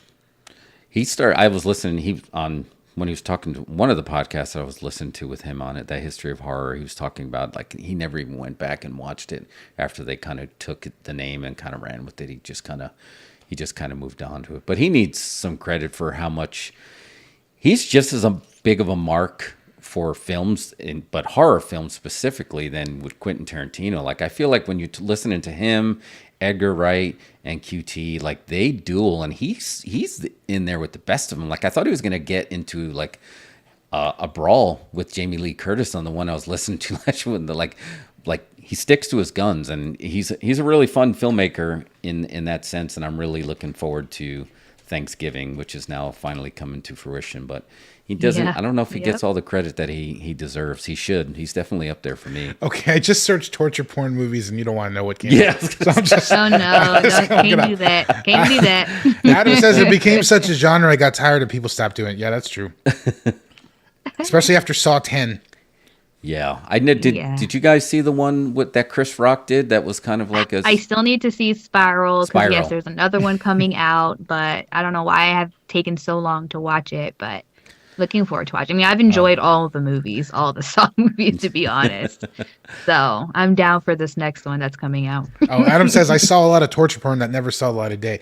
I mean, Adam sees a lot of movies no one ever sees. Oh no. I do want to see Spiral. I do. Like, I felt like that was going to take it in. It almost had, it felt a little bit like Seven to me, like the way that Chris Rock was dressed. And I thought, okay, this could be something different. I didn't remember having any heat with the Saw. I just remember, like, I just stopped watching them. Not like for no specific reason other than I guess I just didn't keep up. But all right, that's a good pick. That is definitely that falls into Vacation one. So I'm going to confuse the issue again, just like I've been doing, that this one easily, totally should have just been Horror on Water. But I wanted to do Creepshow. So I'm going on a technicality that this is technically a vacation movie, and it's a shark movie that is not Jaws. It's my second favorite shark movie. It's The Shallows. I think this movie, similar, and you're probably seeing the theme with me, that just being terrified of drowning and getting caught in the water off guard. But this is if you can't tell, Jeff grew up near the water. But I think this movie was sneaky good, and it was so simple. It almost had the same vibe as, like, you would say Tom Hanks, like, performing in Castaway. That there was hardly any actors in this movie, and just to get trapped out not that far from shore is what got me. You know, just going to the beach, growing up, you always just assume you're safe if you're not that far from shore. So for her to just be surfing and just only like 200 yards from shore, and then seeing a dead whale and then the shark going after her there, it was great. The only heat that I have with this movie is they probably should have showed the shark less. Like, there was a couple of times when they went for the jump scare and they had the shark do the jump out of the water like they do in Shark Week. I don't think they even needed to do that. I think they almost, there's another terrifying shark movie, which I don't like because it was a little too scary, was Open Water. I was just about to say Open Water. I almost was going to put that on my list. That was my runner-up. Terrifying. Absolutely I saw terrifying. that in the theater and loved the shit out of it. In college, I loved it. How haunting was that ending? To me, that was one of the most haunting. And if you've ever been in the ocean and you get bit by those fish, you feel getting bit. Like I remember getting bit on the nipple, and I was like, Ooh. what is biting my By a nipple? shark? No, not by a shark. By like a fish. Just a Hell no. fish biting. And I was like, what is happening? So just the open water, that feel of just like they're just gonna nibble on you for a while. That's scary. But the sharks in open water were scarier because you just saw like what you see with sharks in real life. They just bump, or you just see like a tail.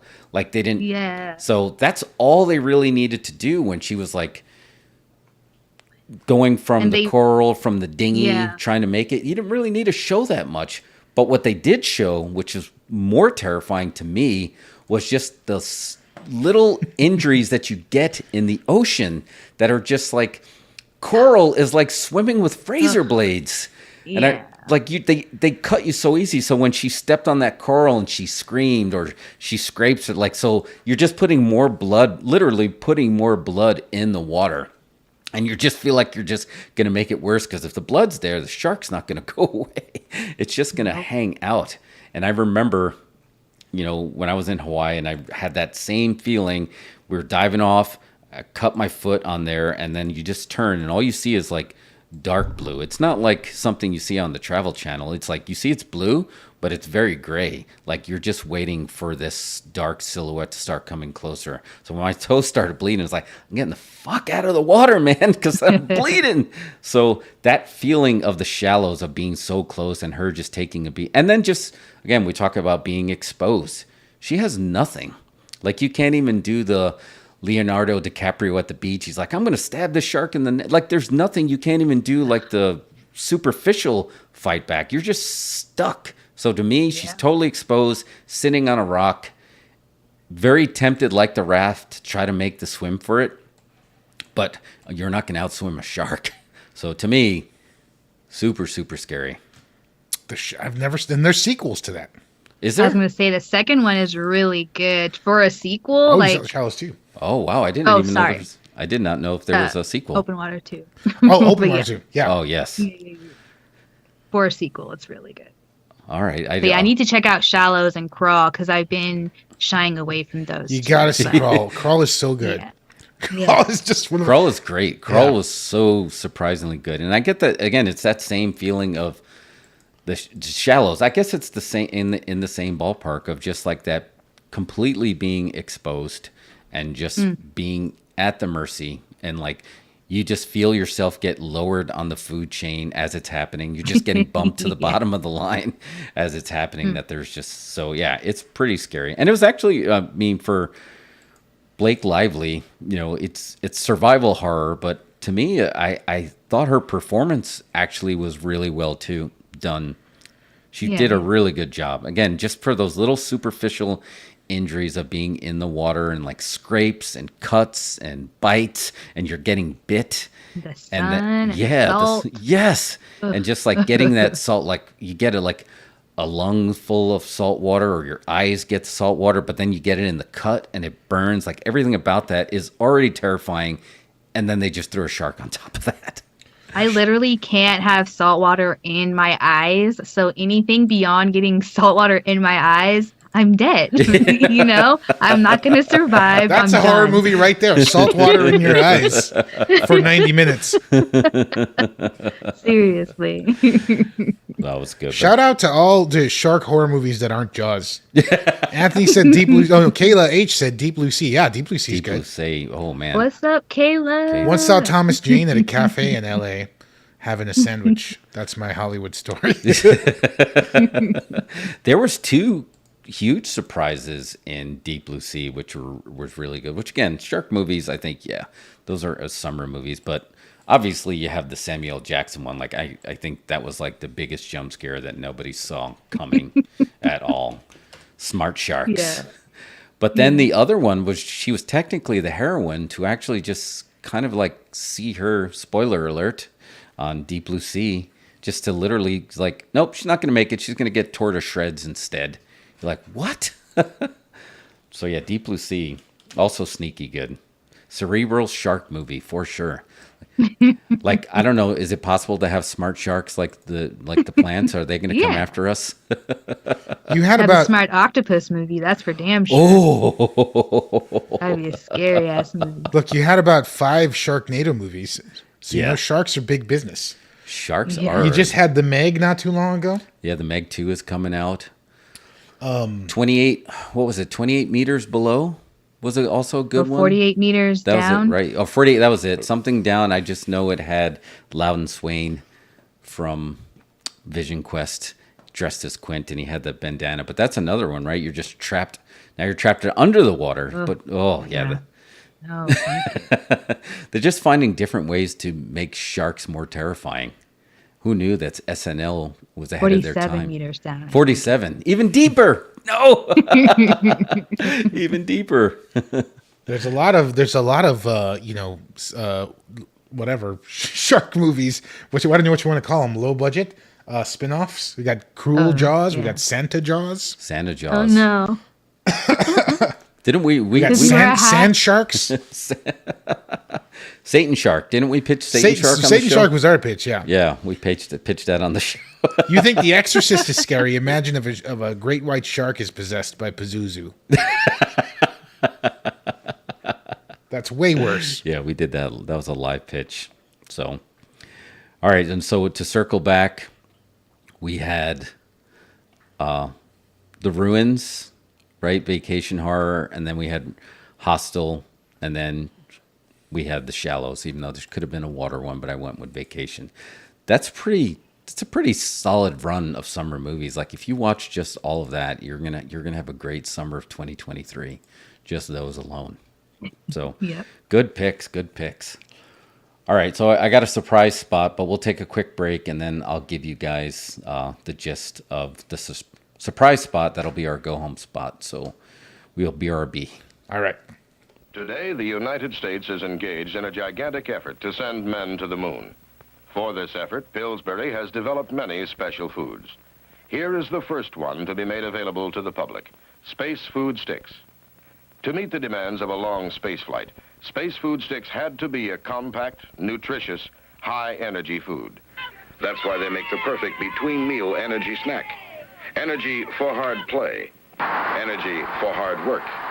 Lasting energy to feel alive.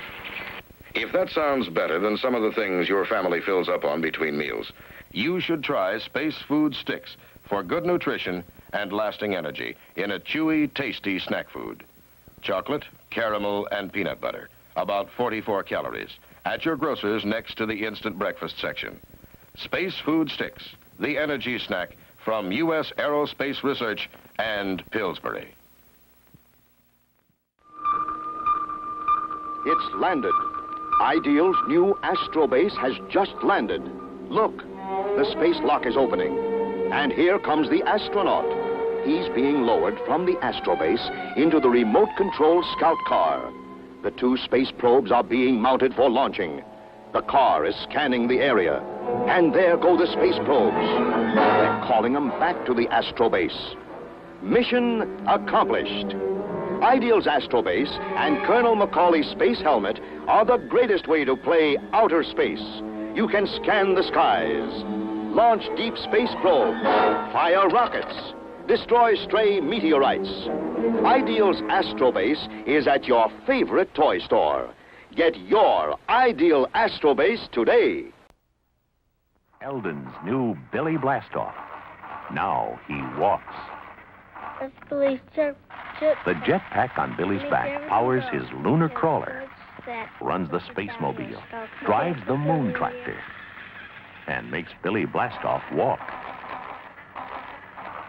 Eldon's Billy Blastoff Space Scout comes with 8 pieces. There's 8 pieces. Billy Blastoff. Now he walks.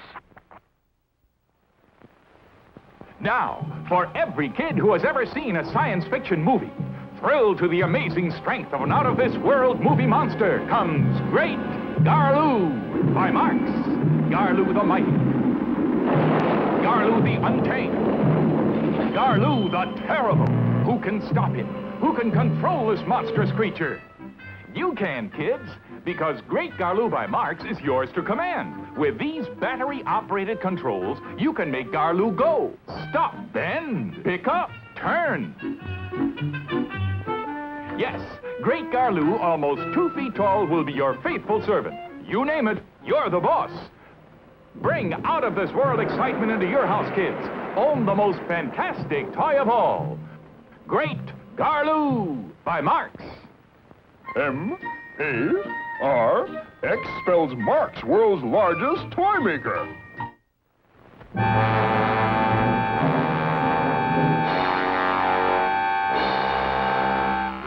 Ideal's Robot Commando is here to help you. He's your one-man army. No enemy can destroy him. He fights off tanks, hurls missiles one after another. Even a squadron of planes can't stop him. Robot Commando fires his secret weapon. He takes orders from no one except you. Forward! Ideal's Robot Commando is battery operated to obey your command. Adjust the control, speak into the microphone. Left! Fire! Ideal's Robot Commando is here to help you. Look for your Robot Commando. He's looking for you. The Zeroids are here. From the planet Zero, the Zeroids. Zirak, the Zeroid commander, frees himself from his own Zeroid capsule. Advance! Zobor, the Zeroid transporter. Change his Zeroid capsule into a Cosmobile for hauling. Zintar, the Zeroid explorer. Change his Zeroid capsule into a lunar sled. Command the Zeroids to defend. Move forward, backward, and transport. Command the Zeroids from Ideal.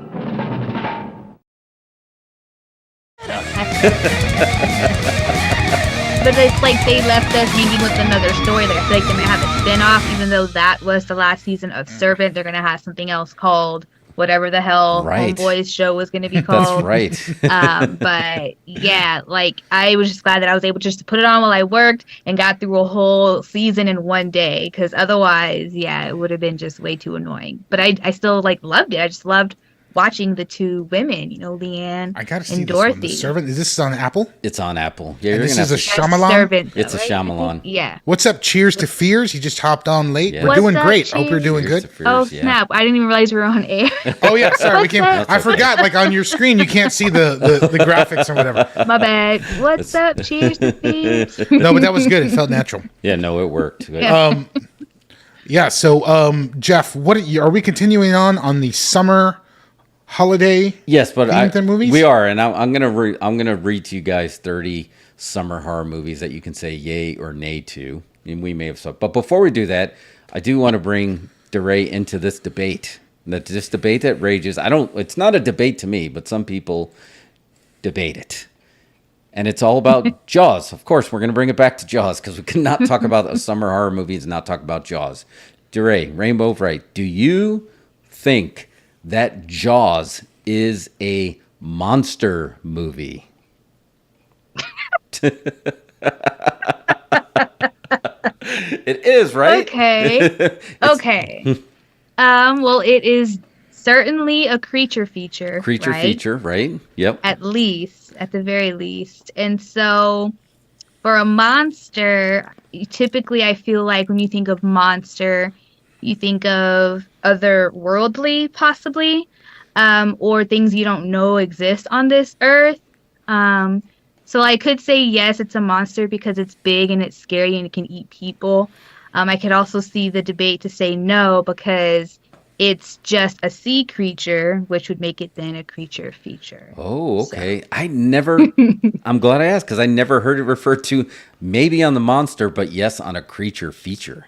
I can live with creature and feature for sure. Because again, yeah, I'm with you too. Like when you think, I think universal monsters, right? You think of the Holy Trinity, Dracula, Frankenstein, Wolfman, which are all technically not of this world, even though they are of this world. But sure, Joe right. Bob is in the camp of it is a monster movie.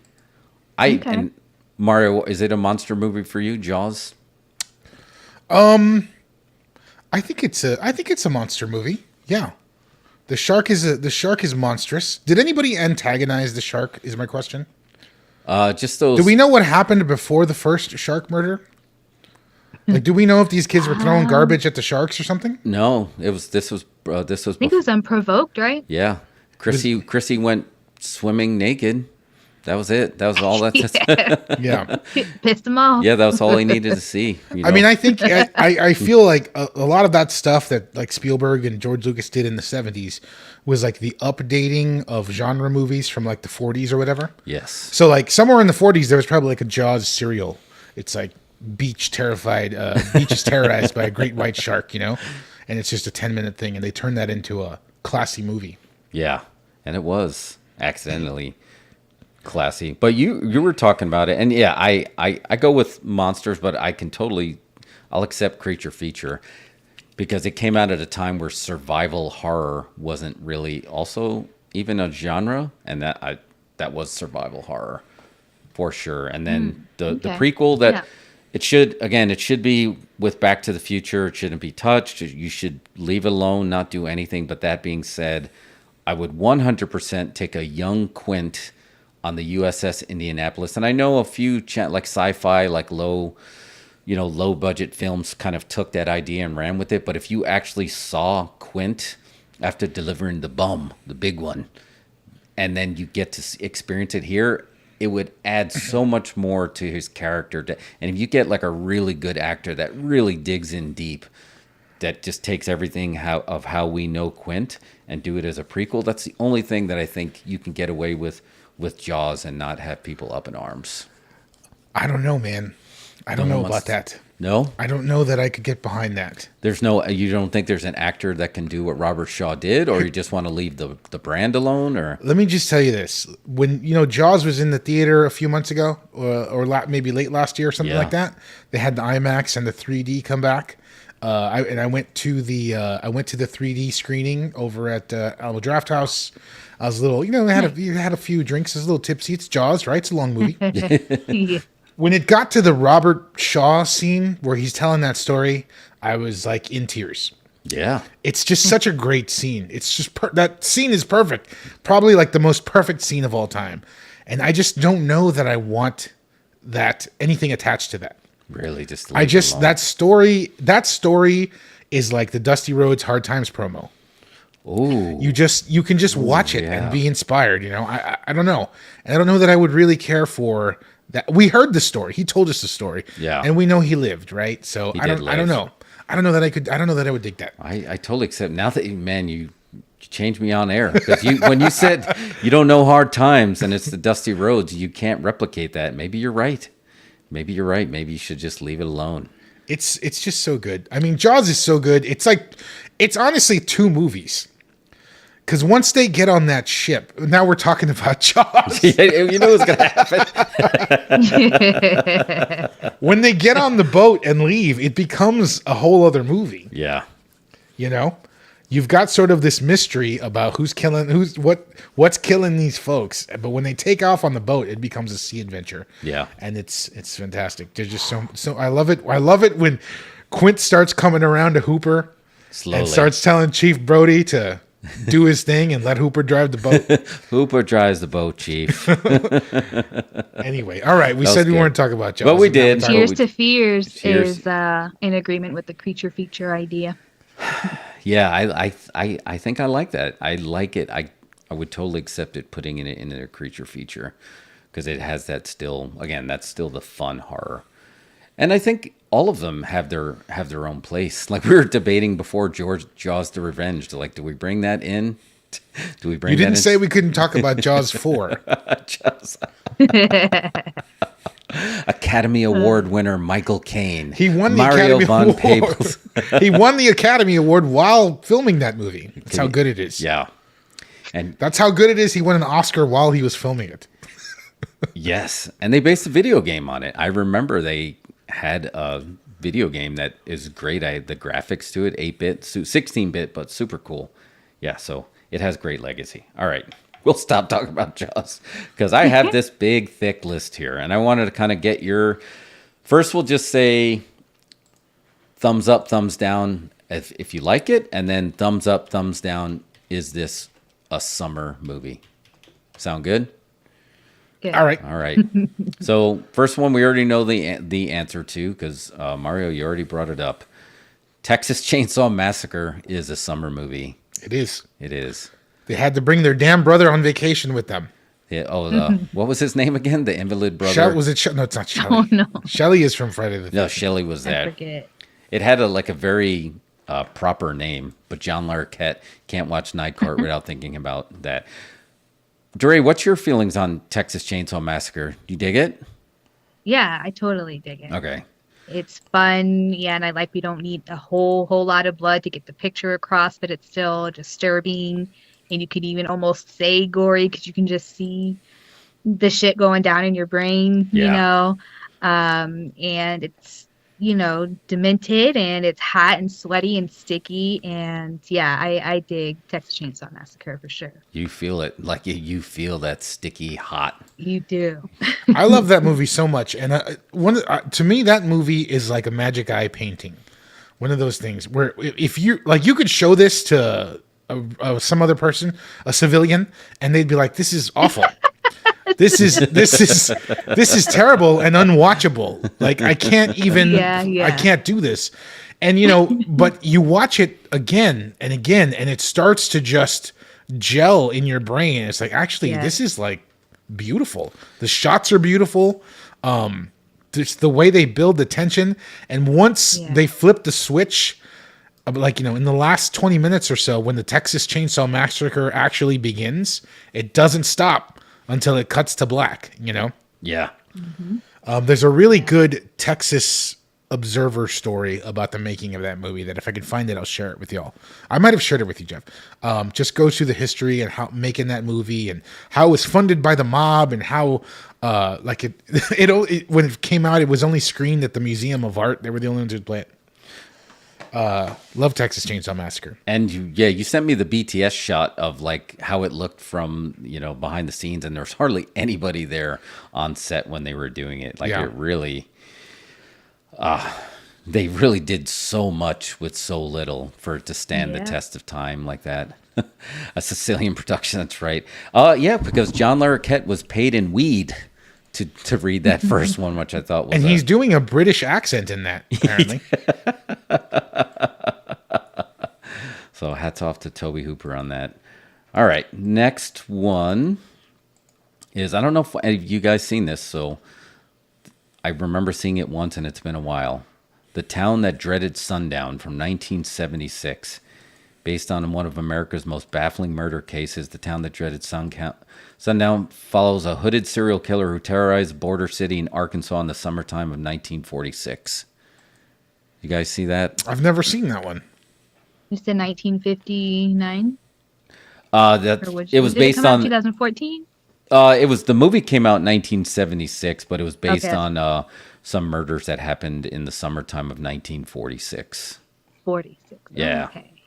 So I did not see that, so I can't have an opinion. I've heard of it, but I did not see it because I thought it was a cool title. All right, so we'll NA on that one. We already spoke about this one, The Hills Have Eyes, 1977, the OG. We already spoke about this, Friday the 13th, 1980, clearly a summer movie. How about this one? It's another, they're going back. I'm seeing a pattern with the 80s. So this is 1981 called The Burning. You guys see The Burning? I've never heard of The Burning. It's perfect. It's been forever since I've seen it. It's got the guy on the box and he's holding up the shears. After a caretaker of a campground is horrifically burned in a prank gone wrong, he continues to lurk on the property, hell-bent on making the pranksters pay for what he did. So instead of Jason hates sex, this guy hates jokes. Didn't we cover that one movie that's kind of similar to this? That mall movie? Oh, yes.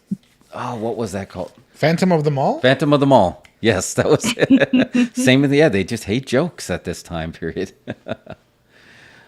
So, or was it Okay, was it Phantom of the Mall? I guess, yeah, because I thought the guy who was dead was his name was in the title, but I guess. Yes, it was. It was the Revenge. Oh yeah, it is. It's got like the subheading or whatever. I forget what it's called. Okay. The Revenge of so and so. Yeah. Yes. Okay, good. Okay. Yeah. So we talked about this a little bit, but this wasn't any of our choices because we were talking about how excited we are to see it. Evil Dead is technically a summer movie about camping. Yes. The OG and oh man, they got his girlfriend. Man, she's just so terrifying looking in this one. So I think that's a thumbs up around for all of us. Yeah. Yes. Sleepaway Camp made the list, 1983. Now this is the one that I'm going to bring up, and I'm surprised none of us picked it for the theme. Mike, I don't think Mike's on. Mike says great backstories on this one. Nobody picked I Know What You Did Last Summer. And I guess maybe because it just didn't fall under the subgenre, but clearly it's got to be like a summer flick, right? It's right there in the title. No, because everybody knows it. That's why we didn't pick it. It's a bit on the nose. Yeah. It's got summer in the title. Yeah, like I wanted to do Midsummer, and I was like, maybe that's a bit on the nose too. Yeah, true. It is excellent. I love the fish hook gimmick. I love the fisherman slasher. He's already got the raincoat on, so he doesn't get blood on him. Solid. And fishermen are known for just spilling guts. Adam says, dude cutting himself in the van the first time I felt viscerally disturbed. Oh yeah, that was in Chainsaw Massacre. Yeah. Oof, yeah. Oh yeah. Yeah, that's like the sidebar. Is there any movies coming up this year that y'all are looking forward to? Horror movies? I feel like Evil Dead might be the last one, the last horror movie, except for Maxine. Maxine. Oh yeah. Maxine. I just found out about Beau is Afraid. I'm like, where did that come from? It's a horror movie, apparently. I had no idea it was a horror movie. I love Ari Aster. Like, what the hell? Why wasn't that on my radar? So I'm looking forward to that. I feel like there's some more things. I'm at least somewhat curious about the Boogeyman. Which is the Boogeyman? There's a Boogeyman redo? Yeah, the Boogeyman's coming out. That's based on, I think, the Stephen King iteration of the Boogeyman. But it has the guy who plays Polka Dot Man in the Suicide Squad, and he hosted the Shutter Awards last year. Mm-hmm. He's in that. And it also has the little girl from Megan. So the casting seems solid. It's got Stephen King endorsement on there, so I am looking forward to that. Not as much as like Evil Dead, but it's up there. I'm curious. All right, next film I did not see. We finally made it into the 90s. 1997 Campfire Tales. No. I don't even know. What is this list from? Did you get this at Redbox? It's creepy. It's creepycatalog.com. This anthology horror film revolves around a group of friends who, after crashing their car in the woods, decide to pass the time by building a campfire and taking turns telling stories, including the infamous urban legend of the Hook. 97. Okay. I like the Hook stuff. Yeah, so we'll see. Oh, and that's another one. Good point. Cheers to Fears. I just saw this today in Rainbow. I was going to ask you about this, Mario. I think I know. The new Insidious trailer dropped, and it's actually going to be directed by. Did you guys watch that today? Who's directing it? Pat Wilson, is that his name? The actor from the actor. Yeah. Yep. Yeah, he's great. I'm a fan of his acting. He won me over with. I'm blanking. the comic book movie. Watchmen, yes. Yeah. I don't know. I've seen some of the Insidious movies. I think, is The Nun connected to that? I think it is, right? That's Conjuring. That's Conjuring. Yeah, that's the Conjuring universe. Okay. This is the one that's got the red, that always see the picture where the red demon is little boy too. See, right? that's some of the early Blumhouse that I kind of get confused. Insidious, Conjuring, and Sinister. They all kind of like loop together, and I don't know which is which. Yeah. But I love Blumhouse. I'm sure it's good. I would love to check them out. Again, yeah, they win me over. Just the logo, I feel good when I see the logo. It's like, okay, I'll give this a whirl. All right, next one is another one. See it, sorry. Yeah, no, you're good. that's I didn't have anything else to add. Jeff, let DeRay talk. What's wrong with you? So. No, I had nothing to add, literally. All right, we're in the 2000s. Cabin Fever, 2002. Obviously, that is the cabin, gives you the cabin vibe. The original Cabin Fever. I love Cabin Fever 2 as well, which was actually directed by Ty West, but not edited by him. They took it away from him. Oh, really? Yeah. I did not know that. It's good. It's solid. I love Cabin Fever, man. I think that was one of those. That was just. I don't know what that was. 2002. 2002. Yeah. I think that was in a horror lull, and it was like bringing stuff. It was bringing that 70s horror vibe back. It's just like coming on the opposite end of a pandemic of global proportions. Yeah. That sort of horror vibe of getting a disease that just eats up your body. Mm-hmm. And it's grotesque. Love Cabin Fever. Love Eli Roth cameo in it as the stoner with all the weed. Right. They had Boy Meets World in there, which adds some credibility. Writer strong. It adds some credibility to the cast. So Cabin Fever solid. I remember it being one of the movies, like you said, it felt very experimental at the time, and it caught you off guard, like you didn't know what to expect. And even after you saw it, it took a couple of viewings for it really sink in. So but definitely 100%. The chick shaving her legs in Cabin Fever, yes. Oh God, there's several disturbing things, and it kicks off with that kid yelling pancakes and doing martial arts. Oh yes, that's right. That was so. That was one of the. I was like, wait, what's happening here? Yeah. Oh man, and then it just popped in my brain that Franklin was the brother's name in Texas Chainsaw Massacre. The one Franklin. in the wheelchair. Franklin. Yeah. Oh yeah, Franklin. Franklin, that was it. There you go. Yeah. All right, next. Well, we talked about this one. This was one of your picks. We talked about Hostel. Here's a one I want to take, guys. This one from 2005, Wolf Creek. Oh, Wolf Creek. Wolf Creek. I like Wolf Creek. I think I never saw any of the spin-offs or sequels, and I think there was even a show. But that was excellent. Yeah, that was 2005. Yeah. And it went with the based on true events, even though it's only loosely inspired by the murders of backpackers.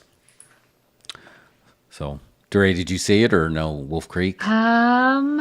Shoot. You know how sometimes you say no, and you probably did? Because I actually, to tell you all the truth, I watched Near Dark after our last live stream. Oh, yes. And then when I got to the bar scene, when he's finally going to hopefully have his first kill, I was like, I have seen this, but, it's whatever. And I just went through it, obviously, because it was great, but it's just one of those movies. You just watch so many. But immediately I want to say no to Wolf Creek, but it also feels familiar, so I'm not too sure. I think it was pretty renowned. It was in that period where it was like the Wolf Creek, Cabin Fever, Hills Have Eyes remake was all kind of like lopped together, but it kind of might have gotten lost in the shuffle. But I know there's been lots of variants of it. Speaking of Near Dark, I'm glad you brought that up. That's a great movie. Oh yeah. I just never get tired of watching. How great is Bill Paxton in that movie? It just makes me so sad to watch it now. Like he's just perfect in that movie. There's like this thing at Alamo when they were playing in Near Dark at Alamo. They did a trailer for for all the movies they're playing of the month, and they made this loop of Bill Paxton from Near Dark in it. And this was one of the best things I ever saw, and I wish that I could get it somehow. I don't know if they put it online or whatever, but just to rewatch it again. He's so great. Yeah, he was fantastic in that. I mean, that was a lot of some of the original boxes had him burnt on it, right? Some of the VHS boxes. Mm-hmm. Yeah. Oh yeah. Wolf Creek is renowned director Quentin Tarantino's favorite horror films of all time. Wow. Oh wow. Where'd that come from? All right. I write this down on my little list. Yeah, no. It's got that. I think it's like some desolate part of Australia where you can get lost, and there's not a whole lot of, there's not a whole lot of civilization, and there's just like one of those dudes lives out in Wolf Creek, and you get a flat tire. What are you gonna do? Right. Here's another one that from that same time period, same kind of vibe. Terroristas from 2006. That one I did not see. 3 Americans backpacking in Brazil stumble upon illegal organ harvesting ring. Ooh. It had Who was Josh that again? Duhamel and Olivia Wilde, so it actually had a pretty renowned cast. I did not see it though. I do remember it. Yeah, I did not see that one. Well, Mario, you'll be happy to Reminds know. me of what's it called? With Claire Danes, I believe. What was that movie? Hold on, let me see. Bangkok Palace or something. Yes, something like that, right? Yeah, I remember that one. So sad. Not Bangkok. Was that Dangerous. summertime or springtime? I don't remember. Yeah, I don't remember that one. All right, next, see here. Mario would be happy to know that Death Proof is considered a summer horror movie. It is. It takes place in the summer. The girls are off school. I remember the first place I went to Guerrero's and I went to Texas Chili Power. When you moved here? Yeah, it was like the first place I went to. That's so funny. It was like right around this time. I was like, that's the two places I had to go. And how was it for you? They Were you like, okay, this is gonna settle me in? It was so good. Again, but That's there was no chili and tacos where we came from, so it was great. Y'all don't understand how often I watch that movie. I put it on all the time. Well, I find considering, it so entertaining. Like in arm's length, I've had 3 different copies of it. I think it's a safe bet. And you saw, I was showing you how I have the multi-screen setup now in the studio. So I put 2 movies on at the same time. I put on Death Proof on both screens in Blu-ray and DVD. The theatrical cut and the director's cut. Before we get too far from it, it's called Broke Down Palace. Broke Danes. Down Palace. Yeah. Claire Danes and Kate Beckinsale. And yeah, 2 women are arrested for smuggling while vacationing in Thailand. And it is one of the saddest movies ever. So yeah, it's a good one. Oh, man. I guess that's kind of like the fear of deep water or the fear of darkness, the fear of being abandoned in a place where it's not your native tongue and you have no way to get out and nowhere to go. That's pretty terrifying. Locked Up Abroad. Have you seen that show? Oh my God. Oh, no. Hell no. Oh, Jesus. Yeah, no way. The title sounds terrifying. I still got to finish MILF Mansion or whatever. MILF Mansion. I know about that show. I've been wanting to see that, but I haven't saw it. I've just had so many reality shows to watch. There's too much to watch. It's hard to get it, but MILF Mansion is worth a watch. I still, every time you say that, it sounds like a 30 Rock episode. That's what I think. It's like, that's a 30 Rock show. It's real and it's good. It's and it's good. How can they not hire Tina Fey to do a spot for them to watch MILF Mansion? Make her the host or something. I was going to say, she probably wouldn't want to be anywhere near that. No. All right. I got one. I am curious on your guys' take on it. It actually came up in one of the comments on another video we posted today. It Follows from 2014. Love It Follows. It's considered oh my God. That's one of the best. Yeah, I love It Follows. It has my heart. Yeah. Just I think that's one of the best horror movies of the recent decade, you know? Yeah. Yeah. The premise was original. The directing, the execution is so good. Well, I don't know what happened to that actress. Where she was in a few things for a while. She did watch The Watcher recently. I need to still see it though on Amazon. She was great in The Guest. I love The Guest. Yeah, she's working then, I guess. She's just not, I guess, as big for something. Maybe Florence Pugh took over that type. Florence Pugh got all her roles. Yeah. But It Follows is so good. It's just it's got like it's got slasher elements. Yeah. But it's also got supernatural kind of ghosty elements. But it's what I really like about it is it doesn't tell you when it's happening. It could be present day or it could be 1981. You know? Yeah. Right. And those are always the best. And there's one character in there, she's got like a computer book, like Inspector Gadget. And she's like, it's a Kindle, obviously, some kind of a Kindle, but it's a seashell, so you don't really know what it is. And it's like, I like that. Horror movies have to eliminate the internet, I think, to get over. And cell phones, unless it's about cell phones or reliant on it or something. Yeah. Right.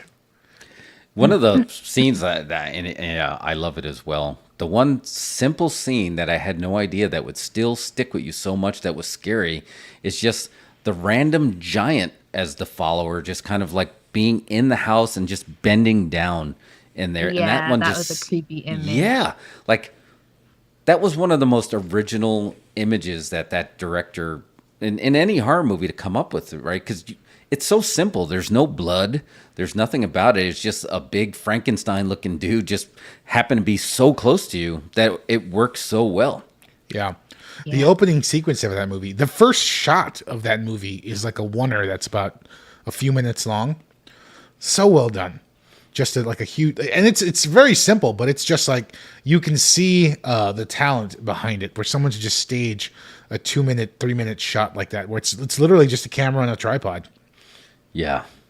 Yeah, it was so good. They didn't do any like It Follows More or It Still Follows or anything like that, right? Is that the only one? No, I don't think they didn't go back to it, but It's Still Following, nothing like that. Oh yeah, that'd be good. But I'm okay with not, getting a sequel and all that. But I used to hate when things became a sequel or a franchise, but I'm happy when it's a singular film. But if it wants to go on and be something else, I'll be open to the idea. Doesn't mean I have to like it, but I'll be open to the idea. To give it, just at least take it for a spin. Yeah. All right, it did choose Final Girls in here as well. Here's one that I didn't see, but I instantly now want to see it just because it's a great title. I thought it was called Class of '84, which is the great classic movie, but this is called Summer of '84 from 2018. Did you guys see that? Yeah, I saw that one. That's like a throwback. It's recent. It's very recent. They gave it the whole Stranger Things vibe. Kids in '84. Oh, I remember this. It's been on Shudder off and on for a while. It's pretty good. It's the guys that did Turbo Kid. I think it's one of the guys that does Dark Side of the Ring produced it. Maybe it's. I'm not sure. Oh, really? I'm pretty sure it's that group of people. It's okay. It's pretty good. It's pretty good. It's got some folks in it. It's pretty well done. I wasn't totally stoked on the ending. But it's good. It's got a vibe. All right, and it's very recent, 2018. Dre, you saw it? It's definitely very well done, and everything is there for it to be a good movie, and most people probably would like it, but I just did not like it. I really tried to get on board with it, and the ending did suck, and I just would not watch this or necessarily recommend it, but I wouldn't tell somebody not to watch it if they were interested in watching it. Same. I wouldn't recommend it, but if you turn your TV on and it's playing, and you want to leave it on for 90 minutes, sure. while you're washing the dishes, doing the laundry, whatever. Maybe that. Not for me though. I wouldn't even put it on to wash dishes, to be honest. It's not a dishes movie. It's not dish quality. No, it's not dish quality. I can feel that. This one, I don't know why they picked it as summer, but I have conflicting feelings about it. Mario, I think you do too, but I'm interested in DeRay what you say. The Dead Don't Die from 2019, Bill Murray, Adam Driver. Did you see that? No, I didn't. Interesting. Okay. Well, that's Jim Jarmusch, so it's like an artsy fartsy movie. Okay. Right? I'm surprised it made this list. Well, I mean, it's great. Here's the thing. I will never forget that we went to see that screening at the old theater in Austin. The Regal, whatever. All right, that old lady told you to be quiet. Yes, that's right. Oh no! I do remember that. What were you saying? I don't even remember what I was saying. He wasn't saying anything. Jeff is the most respectful movie watcher. He obeys the rules.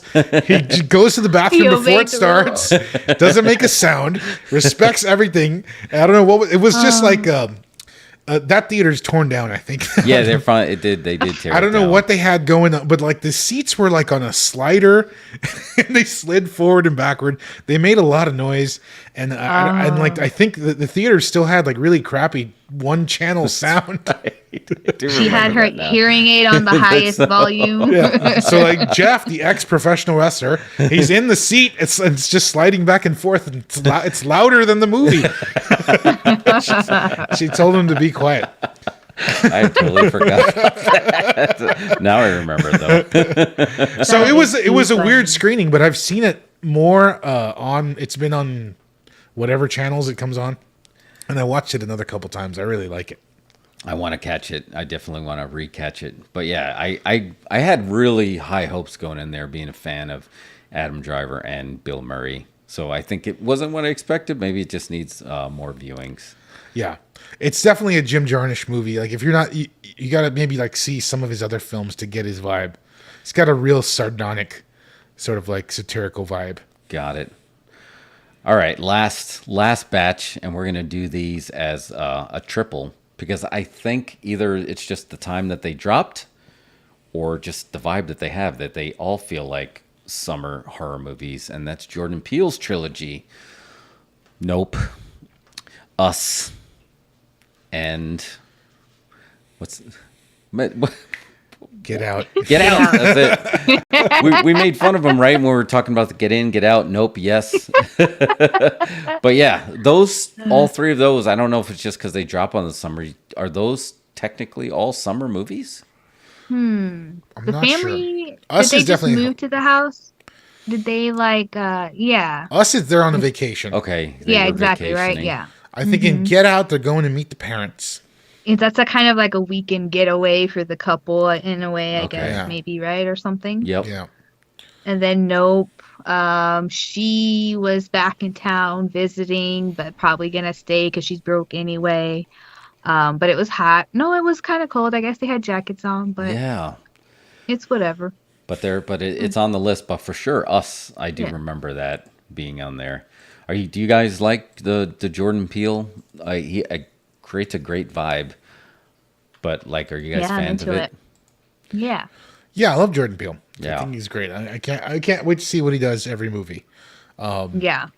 His movies I think are divisive, but I think that's always good. You know, I Yeah. think to give folks something to argue about. There's folks that tell you Nope sucked, and there's people that tell you it's the greatest movie of all time. And I think when you've done that, you've created something good. Yeah. He's definitely got that. You're going to go see it because it's the new Jordan Peele movie, right? Yeah, That he's created exactly. a brand. And if you can do that as a director, when you're like, I just want to see what the next film that you come up with, you're in good shape. I've recommended it before. They might have even already pulled it, but he's the only one that came really, really close to touching the original Twilight Zones, like all of those ones he Still did. need to watch those. Man, they were Yeah. so good. It was so good. Like I've done the remakes and the movies like along the years, but he really nailed it. And then he just stopped. He's like, I just wanted to do these and I'm done. But Yeah. he did a really good Smart. job. Yeah. Smart. Would you guys put Club Dread? I completely forgot about Club Dread. I mean, I would put it in there. I don't remember the entire plot of that movie. I know it's got Bill Paxton, so it's great. Yes, I was just gonna say that's why it came up. Bill Paxton is Coconut Pete. That was the Super Trooper guys, right? I don't remember much about it, but anyway, that one just popped up as an extra on the list. But I think that was good. I think we gave a lot of people a lot of homework here. So, Rainbow, I'm gonna give you the last word. Your favorite movie for the summer that you watch every summer without fail, and of course you have the asterisk. It doesn't have to. You can change your mind next week. Sure, every summer. A good summer movie. Dang it, I wrote down my list for this show, and then I narrowed it down, and then I deleted it for some reason because I already had them picked. Ugh. What's another good one that we haven't already discussed? Green Inferno. That's a pretty jacked up movie. Green Inferno. I actually never got around to watching Green Inferno. Oh yeah. But I heard things. Yeah. It's bad things, but it's like I saw the movie and fell in love with it before I heard and learned of the things.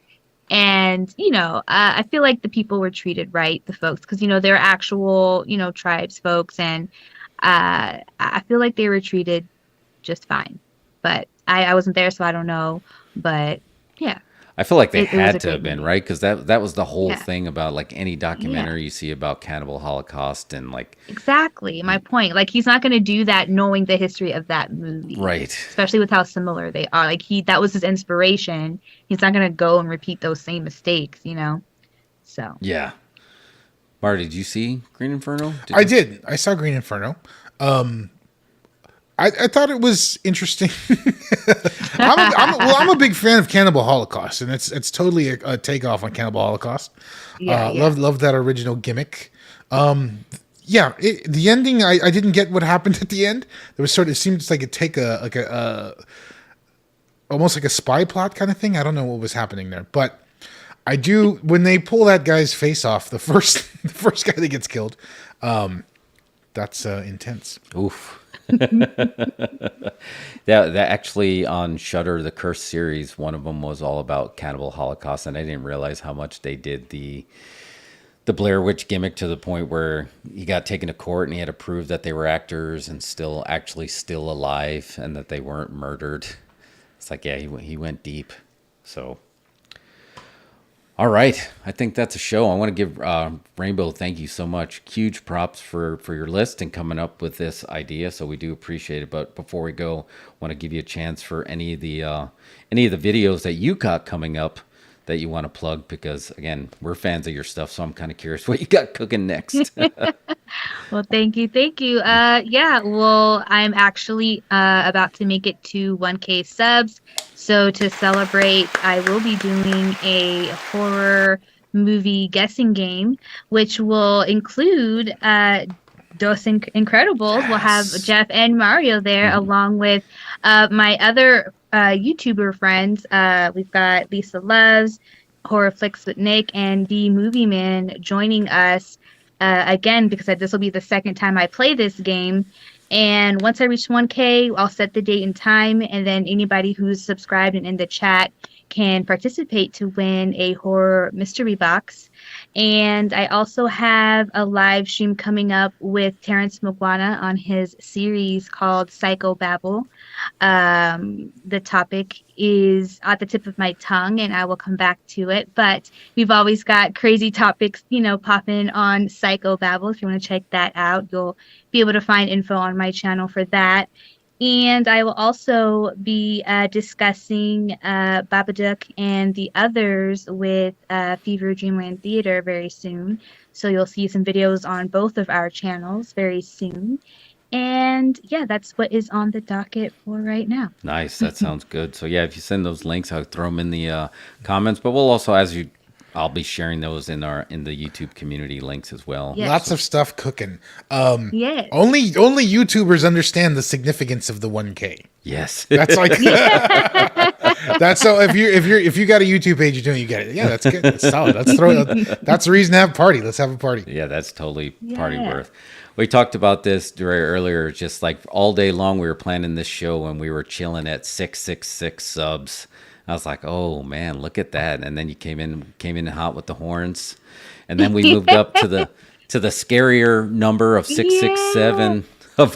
So for all you Saturday the 14th fans out there, 667 is just as terrifying as 666. So you're at 670 right now, my friend. I just refreshed the page. Oh, I did not do a refresh. Oh, thank you guys. Yes, appreciate that. Thank you for bringing your folks over. Yes, thanks for bringing the DeRay, when are you seeing Evil Dead? Probably Saturday. I'm thinking maybe Friday, but it'll probably be Saturday. Yeah. All right. Unfortunately. Yes, but still excited. Yeah. This is probably not one that's going to have spoilers, so I think I it's think safe to see it whenever. For sure. The trailer? Oh, just in general. Like, I don't think there's any spoilers that'll get out on this movie. Oh, sure. Yeah. Okay. Yeah. But I have been trying to avoid the trailers because I want to see those. Because I saw a couple of things here and there. Oh, yeah. I'm just like, yo, I want to see that for the first time. That's great. Like, come on. Yeah, I'm a big proponent of avoiding trailers whenever possible. Yeah, there should be, especially the movies that you're going to see. Like, there's no doubt that you're going to be seeing this movie. It's like, okay, you don't have to sell me. It's a marketing tool, right? You don't have to sell me. But yeah, I'm excited. We're going tomorrow, 10 o'clock showing. So It's going to be late at night, Alamo, South Lamar. Is it going to be a full house? It looks like it's going to be somewhat full. The one before it was very full. I expect there's going to be some stragglers, but this has the best vibe of like Alamo that's left in town. You know, especially going to that parking garage. So I'm looking forward to it. It's going to be There's good. actually a couple here in Denver, which is pretty funny. I'm like, what? Oh, really? Yeah. Oh, you haven't been to the Denver Alamo yet, huh? Not yet, because I just went ahead and grabbed a pass for Regal just to make it easy. So yeah, I haven't visited it just yet, but yeah, I will soon. Do they have one under the airport? Oh yeah, under the airport, under where that it's Denver haunted. airport, where those they said there's 2 extra floors. No, there's a third one. It's a movie theater. Oh, okay. We also got The Last Drive-In coming back this Friday. Yes, we got to Nice. Excited for that. But yeah. Did you ever go back and watch Necromantic? I didn't. I think you're safe. Maybe I one think day. you're okay. Maybe one day. So yeah, that actually premieres this Friday. So we'll get 5 weeks of some cool random horror movies, which we're looking forward to. So Yeah. cool. All right, DeRay. Thanks so much. Do appreciate that. Mario, what do we got cooking? We're here every Wednesday, folks. We're here. If you every tuned in for the Wednesday. first time tonight, tune in every Wednesday. We're Yes. here at 7 p.m. We do. Yes, I appreciate you. You can watch wrestling after. Put on your DVRs. That's right. Record wrestling. Watch it after this show. Avoid spoilers. For sure. Yeah, and we've been trying to, again, DeRay, you kind of blazed the path for us as well, like teaching us, like reaching out to other YouTubers and having these dual shows are really good because there's some interesting statistics on like the amount of videos that I sent to Mario, and I'll send it to you on how many get each click. So again, Planet of the Apes together strong. We bind together, we'll get those clicks. We'll get that ad revenue from their clutches. There you go. There you go. We need that Blue Chew money. Yes, Blue Chew. Whatever you need, man. Whatever you need. Yes. Blue Chew, deodorant, whatever. Ball trimmers. We'll sell your ball trimmers. I mean, Blue Chew's got the money, so I mean, I'll sell me some Blue Chew. I don't care. That's right. People love it. They sponsor everything. Yeah. Awesome. All right. Thanks again, DeRay, and thanks for folks tuning in, and have a scary ass summer. Yes. Thank you, everyone. See you soon. Peace.